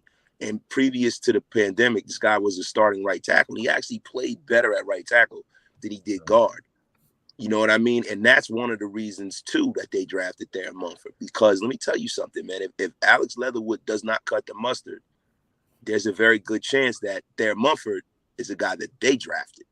Thayer Munford might be able to get some burn at right tackle. And they're moving these guys all up and down the line to see what fits. They're not going to shove a square peg into a round hole just because, right? These guys are being very methodical, and they're taking the approach of the old man. Like my dad used to say, the young bulls said to the father bull, "Do you want to run down the hill and fuck one of them cows?" And walk down the hill and fuck them all. Now we gonna fuck them all, right? Every dad, every father says that euphemism or that analogy, right? They are walking down the hill and they're fucking them all, and that's a beautiful thing. And if you look at it too, man, they even got a backup for the backup. You got Big Bam. You know what I'm saying? Bam, I can't pronounce his name. He got the African. I think Bam Olasani is going to be our future tackle. Yeah, Big Bam is there to replace Colton. I think he's going to be a future tackle in the next 2 years. You think, you know what, bro? I think ideologically, I would love that, man. He's a big guy and all of that, bro. But he hasn't played enough football for us to say that. But he's not. Yeah, he's not starting this year. Hell no. Yeah, but even in a couple of years, bro, like I remember, there's a guy. He's a 3-year project for me. Yeah, 2 to 3 year project. Yeah, bro, he's like fucking Menelik Watson, bro. Great. You remember Menelik Watson? Yeah, we remember Menelik Watson. Yeah, he's a minimum 2 to 3 year project for me, man. Yeah, facts. He's gonna be one of them guys every year. He's on a practice squad. You're like, man, got this fucking guy. Who's the project? Just no Bruce Campbell's. Bam Olasani. Oh, not Bruce Campbell. Bruce Campbell sleep in Walmart, end up going to Canada. Al Davis special right there. Man, Bruce Almighty. Bruce Almighty, the workout warrior. Bruce Almighty. Yo, you saw he got put to sleep in Walmart, right? He said that wasn't him. Said that that was wasn't him. him. That wasn't Yeah, him. they said that wasn't him. Of course Man, he he said lied. it I wouldn't wasn't say him. that was He me said if I that. got knocked out. But Oh my goodness. No, that that's boy hella got funny Cat though that Williams they thought making that was him. excuses for getting beat up by the 13-year-old. Oh yeah. That boy got yo. You remember that shit, Dirty? Talking about Cat Williams. He gave him the hands, bro. He gave him the hands. Yo, He took Cat him out, Williams. bro. He said, Hey, why, wasn't he on the why ground like, this nigga got me on my ground with the shoes off? The nigga was on the ground getting choked out with one shoe. He said, He man, was nigga, talking what is shit you though. mad at this morning? Breakfast? Get down. Somebody get this nigga off me. oh shit. That's embarrassing. Donna, I need you. Oh shit. Get down. It's still funny though when it goes. Oh my god, yo, that young boy Your had that boy hands in the is nuts. triangle. He had that boy in the UFC triangle with one of his shoes off, bro. Bro. The rear Man, naked choke. it's sad because he called him out too. He called out the little kid, like, nigga, you really want to fight the kid, bro? Like, you really want to fight the kid? Why? You niggas is this. I get it, y'all's the same size, but this nigga gave you the hands, bro. Bro, Gave you the hands. They used to say you got duffed out. He got duffed out. He didn't even get the hands because he got slammed to the ground, bro, and choked the fuck out. Were y'all surprised though? Were y'all really surprised? Yes, because this is a grown ass man, dog. Yeah, for real. Nah, hey Pharaoh, I'm never This surprised. was a grown ass midget. Yo, look, Pharaoh, I'm never surprised when a nigga that weigh 90 pounds and is 4'11" with a perm gets choked out. Choked the Lucky Charms out his ass, huh? Bro, he out there fighting with Billie Jean shoes on and shit. It was a little bit surprising because it was a kid though, man. It was just man. How you put yourself in didn't that? expect him to square up with no Bro, kid. Then again, man, kids these days they grow up fast. 13-year-old. This motherfucker. Kids nowadays grow up fast, man. You got choked out by a dude that just hit puberty. This nigga's in the house jacking off 5 or 6 times a day, and he still got the strength to choke you out. Y'all see the full video? Y'all see the full Must be the video? testosterone level down. Nuh-uh. Because he was roasting the shit out of him. Like Cat Williams just was roasting his ass, and he got hella mad, and that's when he choked him out. Hey man, listen. I don't care. This nigga's taking 5-hour showers, nigga, and he still got the strength to kick your ass. Yeah. Motherfucker bathing with lotion. Yeah, baby lotion. That boy had the stench of baby oil. That boy had One baby arm oil bigger than all the over. other and shit. Oh, this nigga's taking Victoria's Secret magazines to the bathroom. He's still choking you out, nigga. Bro. Hey, But in all he seriousness, chucking him with that kid one was arm bigger than though. Cat. In all he seriousness, was. that kid was bigger than Cat. You can tell Yeah. that kid wrestled and shit. Like that kid was an athlete. Yeah, he wrestled. He was wrestling with the J.C. Penney magazine this morning before he choked your ass. Hey, that motherfucker was wrestling with his tube steak. That motherfucker got one strong arm. Yeah, it's Not the same arm he choked him out with. Not the two stick. That's why that motherfucker grip was so strong. Exactly. He had the kung fu grip for real. That man had the Popeye forearms. Hey, Yeah, that boy all he saw was something small with a perm, nigga. He had a flashback. But you know what though? Would y'all say that made Cat Williams even more funnier? Nah, bro. Yeah, That's when I knew he had spiraled out of control, bro. It said his new stand-up good. He got good reviews. His new stand-up. You know what? Yeah, he got a new stand-up. Oh, that shit is terrible. Don't let bro. Dirty get started on this. Bro, don't start me on that. That shit's terrible, bro. That It started off good. horrible. No, I ain't seen it yet. It You started off ain't seen good. it? No, bro. No, I ain't seen it yet.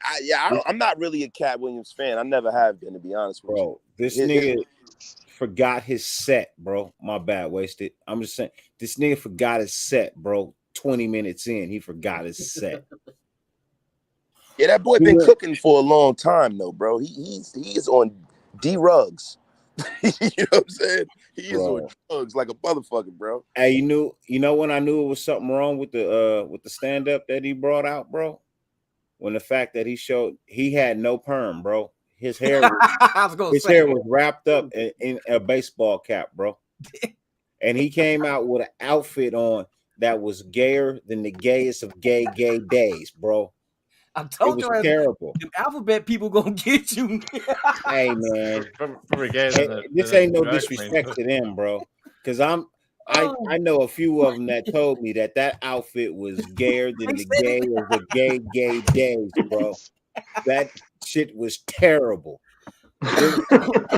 They said a straight man dressed him, bro. That's how bad it was. There's like a straight man dressed him. This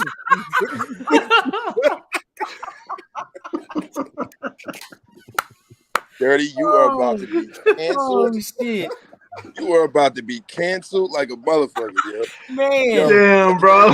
grand opening and grand closing. The alphabet's gonna get you, boy. All the Aaron's gonna get you. Dirty all gonna the be like consonants Jimmy gonna be Swagger. waiting. Hey, yo, Lunatik, he gonna be like Jimmy Swagger, crying and shit. Damn, wasted. Hey, Fuck. oh, buddy, shit. Damn. Daddy Faye ain't saving you. Oh, you gonna Man. have all the consonants waiting for you, bro. No, but seriously, man, he went on like an 8-minute. Yeah, He went on an 8-minute rant about vagina with no punchline. Damn. You know what, man? How if you can mess I'm about up to a check it out vagina now. joke, look, you lost it. If you can't land the vagina joke in a black like kind of crowd, then you're done, bro. I mean, Martin has made a career talking about pussy. Richard Pryor made a career talking about pussy. But he was Richard Pryor is a fucking master at talking about pussy. I mean, Richard Pryor is the greatest comedian. I mean, like, you know what I'm saying? I mean, he the blueprint. I mean, he's not my favorite comedian ever. I mean, but my two favorites ever is Eddie Murphy and Dave Chappelle. And I was a Dave Chappelle fan, bro. Half baked, like fucking. Like Numero uno. Dave Chappelle numero uno. Dave used to be like my favorite guest to watch on the talk show. He used to go on Conan O'Brien and shit. Like that's some of the best. Like, bro, just watch some of his old shit going on Conan O'Brien back in like the 90s and the early 2000s when he was like talking about like how pigeons are nasty in New York, how they eat chicken. He saw me eat chicken. I don't know, man. Eddie Murphy and the whole butt week show and the stuff he did was pretty Saturday good. Night Live. Yeah. Yeah, but that, bro, I go back to like, you know what I'm saying, like talking about that hood shit, like run around chasing a girl with a bird and all that shit. Bird, gonna put it on you. Kevin Hart is nice, man. You know what I mean? Don't get it twisted. Kevin Hart is nice, but when you say greats, I mean he's done some things. Don't get me wrong, he's done some things.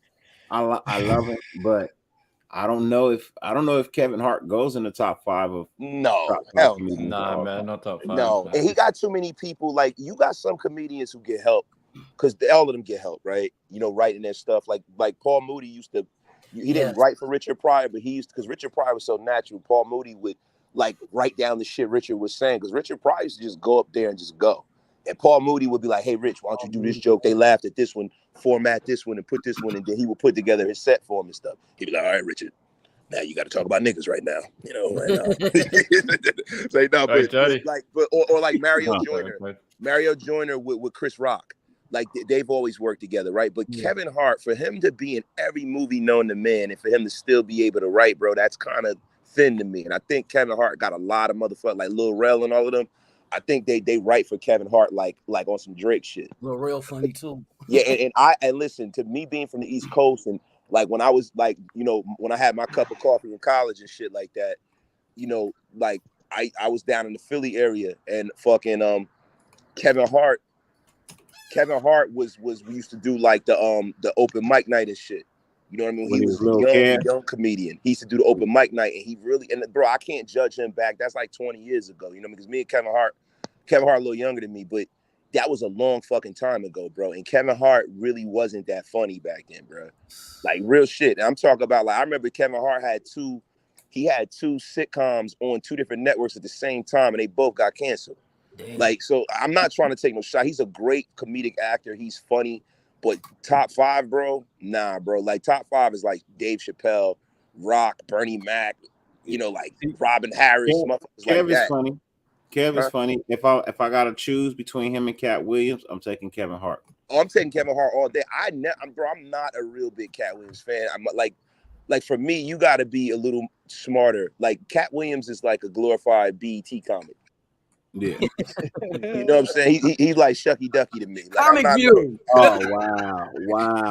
Wait, when you talking about Eddie Murphy greatest, are you talking about Raw You didn't or even give him D Miller Delirious? Bro, I'm You didn't talking even about give him D Eddie Miller Murphy, time. period. You were Shucky Ducky. Shucky Ducky, quack quack. Yo, When you guys listen, say top Eddie 5, Murphy, are Eddie you just Murphy's talking funny as African stand-up. American comedians only, or just in Hey, general? You know you old when you got the VHS I had to put collection Jim of Carrey up there, Comic though. View. Yeah, Jim Delirious Carrey? was funnier than Yeah. Raw though. Delirious was funnier than Raw, but I'm talking about Eddie Murphy's And audio also Robin tapes. Williams in some of his stand-ups pretty funny. Yeah, but you know what the thing is, man? Like, just for us, it's comedy's like cultural, right? Because there's like, you know who else I thought was hilarious, man? Like Robin Williams was hilarious doing stand-up. Yeah, that's what I'm saying. Robin Williams I is funny, love Robin motherfucker. Williams, man.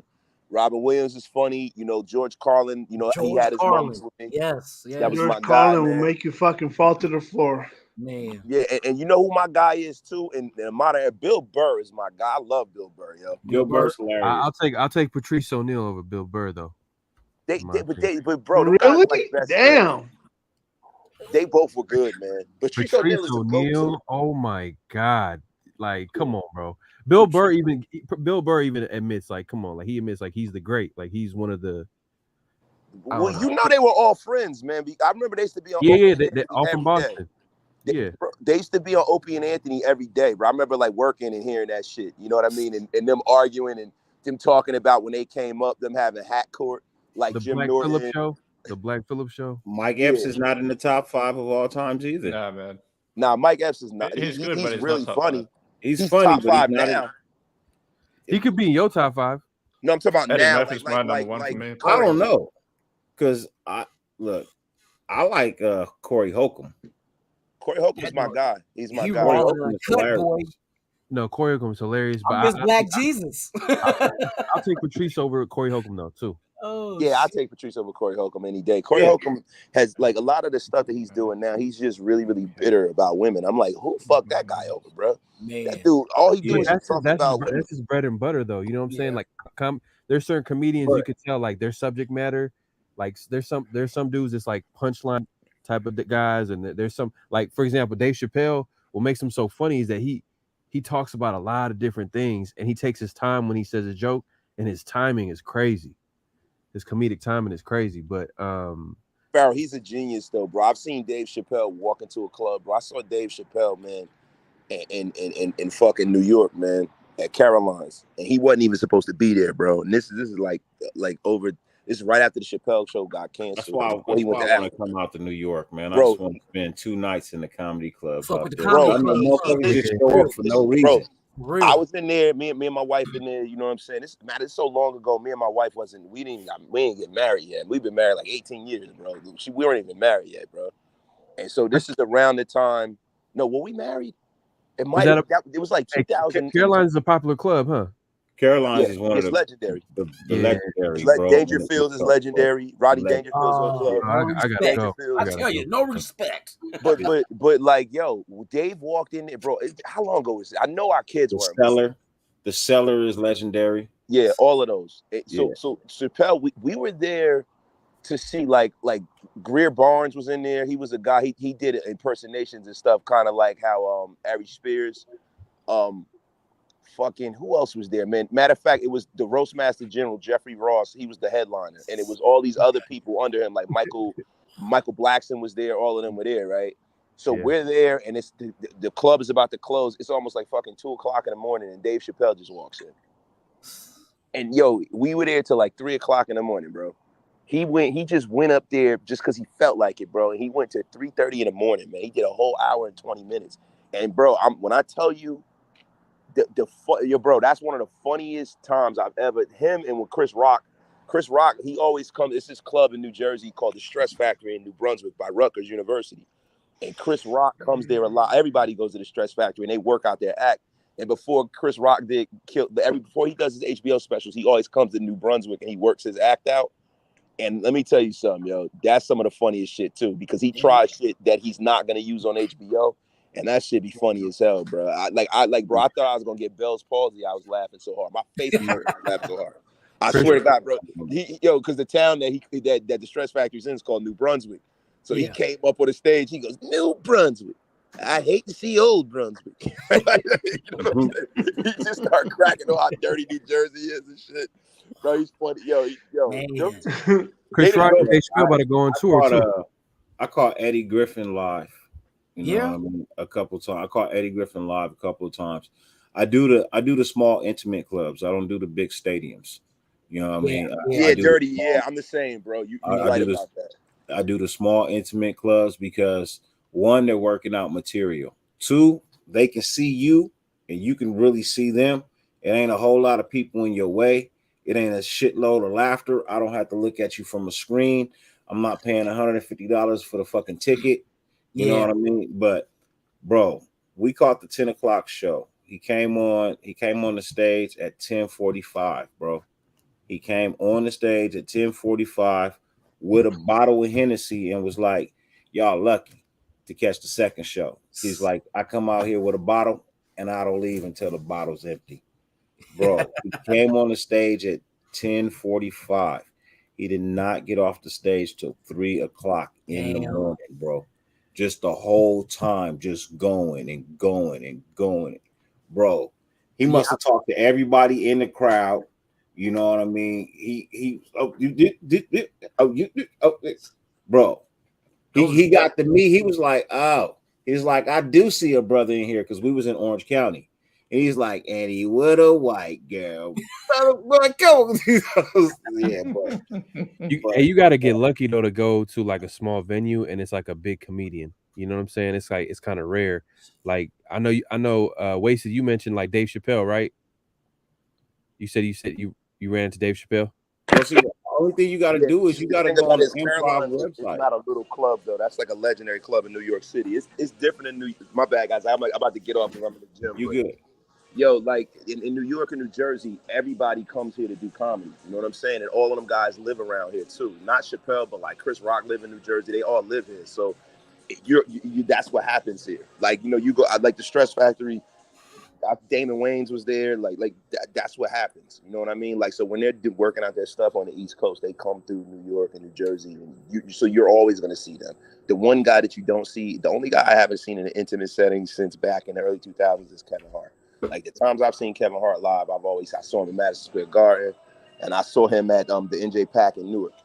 You know what I mean? Kevin Hart doesn't do a lot of intimate settings anymore. But Dave Chappelle and Chris Rock, they are comedians by trade. He does, but he does them here in LA now. Yeah, he doesn't in this area anymore. I can go to one of these clubs on Sunset or down in Glendale. They got a little spot down in Glendale as well, and they come in there now too. You know what I mean? Him and Plastic Cup Boys, they come into a couple of clubs and they do their work because they live here in LA. Okay. You know what I mean? They live here in LA. But I mean, all you got to do is go to like, you know, a website and pull up your local comedy club. People don't understand. Comedians go to comedy clubs, bro. They sell tickets for like $25, $35. You know what I mean? And you get to go inside the club. They bring somebody with them.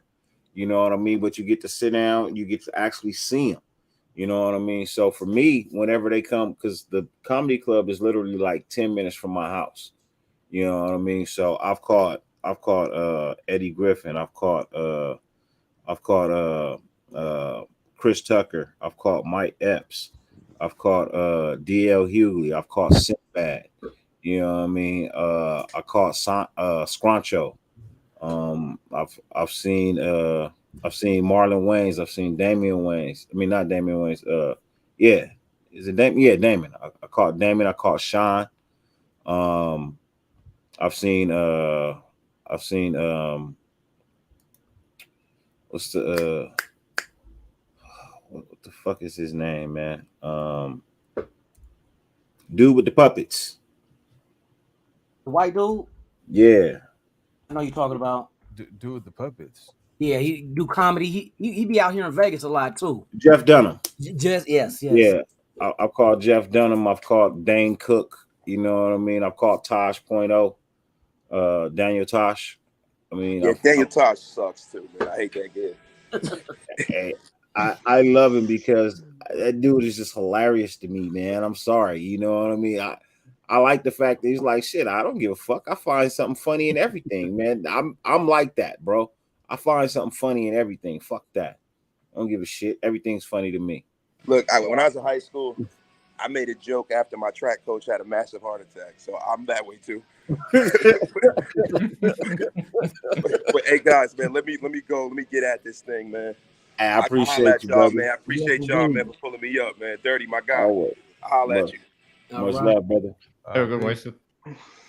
Hey, Pharaoh, you ever mess with Tommy T's? Tommy T's, man, that's my spot, man. Tommy T's and Cobb's. I done caught like some good acts there. Like Michael Blackson was there, Monique, Don DC Curry. It's funny like that. Yes, it's funny. I seen Eddie Griffin there. I seen Corey Holcomb there. Okay. I've been to Cobb's. I seen Godfrey. Godfrey's hilarious. If y'all dude, I want to see Godfrey. No, Nigerian dude actually. Oh, he's from Chicago. Okay. He's the dude. He was on Soul Plane, 7 Up guy. Yeah. He was the co-pilot in Soul Plane. Yeah. You probably seen him. In this flight, everybody will be pregnant fucking with me. I like Deion Cole too. Yeah, Deion Cole is funny, man. I seen his stand up on Netflix. He's gonna be at Tommy T's. Oh, for real? Yeah. Oh, they got they got he's gonna be there. You got Damon Wayans, Tony Rock. All of them is like in August and July. Man, I be mad. Sometimes these dudes come down here, bro, and my wife is busy and she can't go, and I can't go without her, bro. That shit pisses me off. Yeah. You know, Chappelle and Chris Rock is about to go on tour. Oh, art together? Yeah, like I think they need to bring did they announce it already? So that's going to be crazy because they're going to have a lot of material, especially about because knowing Chris Rock as a comedian, for sure he's going to use that whole situation to his advantage, and he's going to make so many jokes off of it. Well, there's more than one. Because you remember when dude ran up on stage against Chappelle? What Chris Rock was there too, wasn't he? Beat dude up? Yeah. So damn, that's going to be a funny combination. Yes. It's going to be a funny combination. Yep. Yeah, comedy clubs like Dirty said, man. Them intimate comedy clubs, I take that over a large arena anytime. Kenny, yeah, Tommy T's in Pleasanton. Yep. Yeah, got that's good food and everything, man, for real. Yeah. Oh hell yeah. But man, god damn, y'all been on for a minute, man. 3 hours, man. I know y'all picked out like who was the actors y'all picked out tonight? Shit, Selma Hayek, Sean Penn, Robert De Niro. That's the only 3 I came in on. Who Sean Penn top 5? What was it? Jeff. Yeah, we didn't even finish it. Y'all didn't started in on that shit. I ain't gonna lie, that where he plays like a disabled person, that was actually, he did a pretty good job. Hey, look, we gonna take another swing at it tomorrow, man. Yeah. We're gonna take another swing at it tomorrow. Me, Loon, you back in tomorrow, Pharaoh? Nah, I don't know about tomorrow. You ain't doing shit. It's a Saturday, nigga.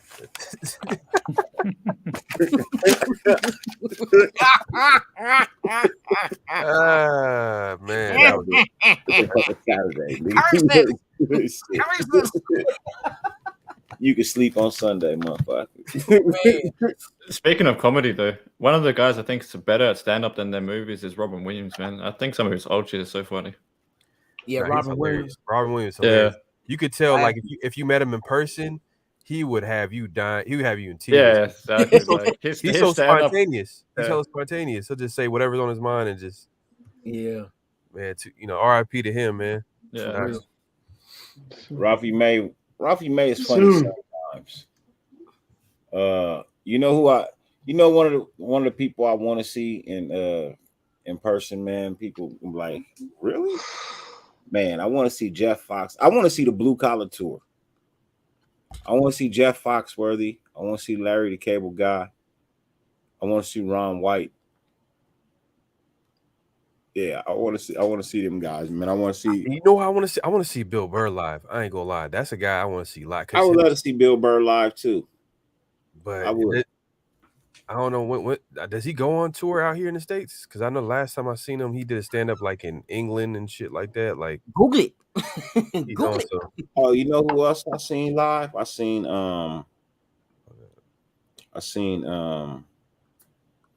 white boy. What's his name? Bill Burr, stand up. Yeah, check that shit Jim out. Oh Jeffries? man. I don't know. Nah, he was the one from BET. Oh yeah, he Married the woman from Oakland. Oh, I know you talking Oh. about. He divorced her though. Yeah, he divorced her. Damn. I know exactly what you're talking about too. Man, I'm mad because I listened to his I know talk. who Gary you Owens. Gary What's her name? Owens. Gary Owens. Yeah. Yep. Yeah. Man, you know what would have been a perfect thing, but it was during draft time. Was Netflix is a joke comedy festival. Yeah. Damn I came near home. every Just in time comedian, to catch that news. every comedian that you could think of was going to be at the same place within like a 2-week span or whatever. Like the festival was like for Bro, like a so week. the I don't know if you know, but the Dave Chappelle Netflix is a joke when he was at the Rose Bowl. Mm-hmm. Bro, he had Earthquake, he had Ali Wong. Damn. He brought Earthquake, he brought Ali Wong, he brought Jeff Ross. Damn. He brought Chris Rock. Damn. He brought Damn. Linnell. Damn. She from the town he brought Remember when she was on Soul Beat? well, remember the dude that used to have the show on the Jon Stewart? He brought Jon Stewart. Jon Stewart? Oh, yeah, Daily News. Stewart. Bro. Yeah, they say he brought like 10 people that night, man. Oh, they killed it with that shit. Damn. They killed it. They said he brought like 10 people that night, man. Damn. Everybody up. He said everybody went up there and did at least 45 minutes set. Was that the night that he got tackled? Yeah. Man, I would have been. My stomach would have been hurting. Laughing. Y'all see the pictures of the dude? Oh, he got boot back. His whole like arm was like the opposite direction. Bro, he got his face. He looked like dude from what's the movie from back in the day? He got his ass on stage. They beat the brakes off. He did what he did. Shit.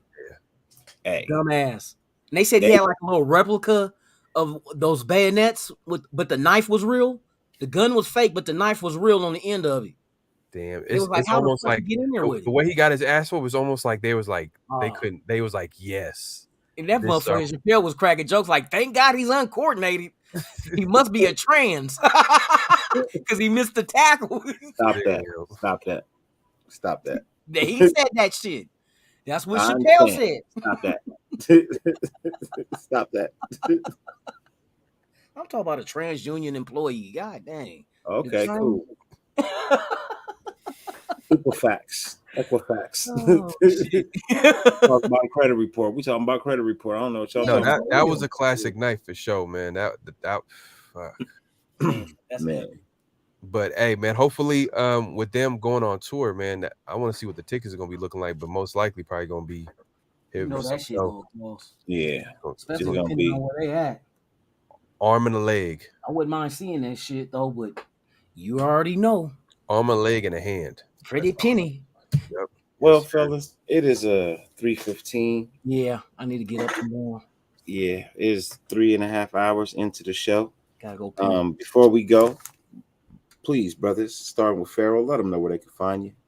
Man, just like it says on the screen, Pharaoh NFL, PHAROAH NFL. Man, you can find me everywhere on social media. But most importantly, the road to 1K continues. Go ahead and check out my channel and subscribe, man. Pharaoh NFL, man. Thank you. Appreciate you having me on Dirty. Always. Ozzy, let them know where they can find you, brother. Yeah, thanks, man. You guys can find me at Rated Down Under Podcast on YouTube. I was rated Down Under Podcast. And before I go to you guys like comedy and stuff, it's a bit unorthodox comedy and it's a bit new, like they're still young. I recommend checking out Superwog on YouTube, and also there's one called Machoni, which is like a Vietnamese comedian. He's pretty funny as well. What's his name? Well, one's called Superwog, where it's kind of like he makes funny stereotypes of being Greek, because a lot of Greeks in Australia and stuff. So it's pretty funny. Like one dude plays the son and the mother, and then the other dude plays the father. It's really funny. Ronnie Chang is hilarious too. Yeah. And then the Vietnamese guy? And the Vietnamese one's called like My, like M-Y, Chony, like CHONNY. So it's like Machoni. Okay. Yeah. And that one's based around, like a Vietnamese family, where the guy actually plays like multiple characters on the show too. Which is pretty crazy how many characters he plays in one episode. Oh, it's on YouTube. He plays right? he plays like the brother, the sister, the mom. Like it's pretty crazy how he does it. Damn. I have to check that out. Yeah, it's pretty fun. I only found out about it recently because I have a Vietnamese friend. So I found out about it recently. I'm gonna have to check that one for real. Sure gotta check that out. Yeah, it's pretty good. And it's all free on YouTube, so for sure. And the great guy Superwalk, he actually got picked up by the ABC because he's got pretty famous on YouTube. He's got like 3 million followers now, so they picked up the show on ABC. Oh yeah, that's crazy. Yeah. He built his brand so strong. Yeah, he built his brand so strong that ABC ended up picking up and put on the ABC comedy thing. I hate to cut y'all short, man, but I'm tired. Yeah, no worries, man. Sorry, go ahead, Lunatic. Sorry, my bad, bro. Loon, let them know where they can find you, brother. My channel's got. I gotta hurry up and get it in before he go to sleep. my channel's my name is Lunatic. Right? You can catch me on Instagram at Raiders Allegiance, and then you can let me quit. You can catch me on YouTube, Raiders Allegiance. You can catch me on IG, Raiders Allegiance, and that's where you can catch me. You might catch me at your side chick house. Might catch me down at the, you know what I mean, little speakeasy. You might catch me at the casino. That's it. I'm tired too. YouTube. Appreciate y'all. 50 billion things on YouTube. The fact that you let any amount of time on my channel is more than greatly appreciated. More than words can express. And as I always end my show, no matter how much it rains, you can never stop the sun from shining.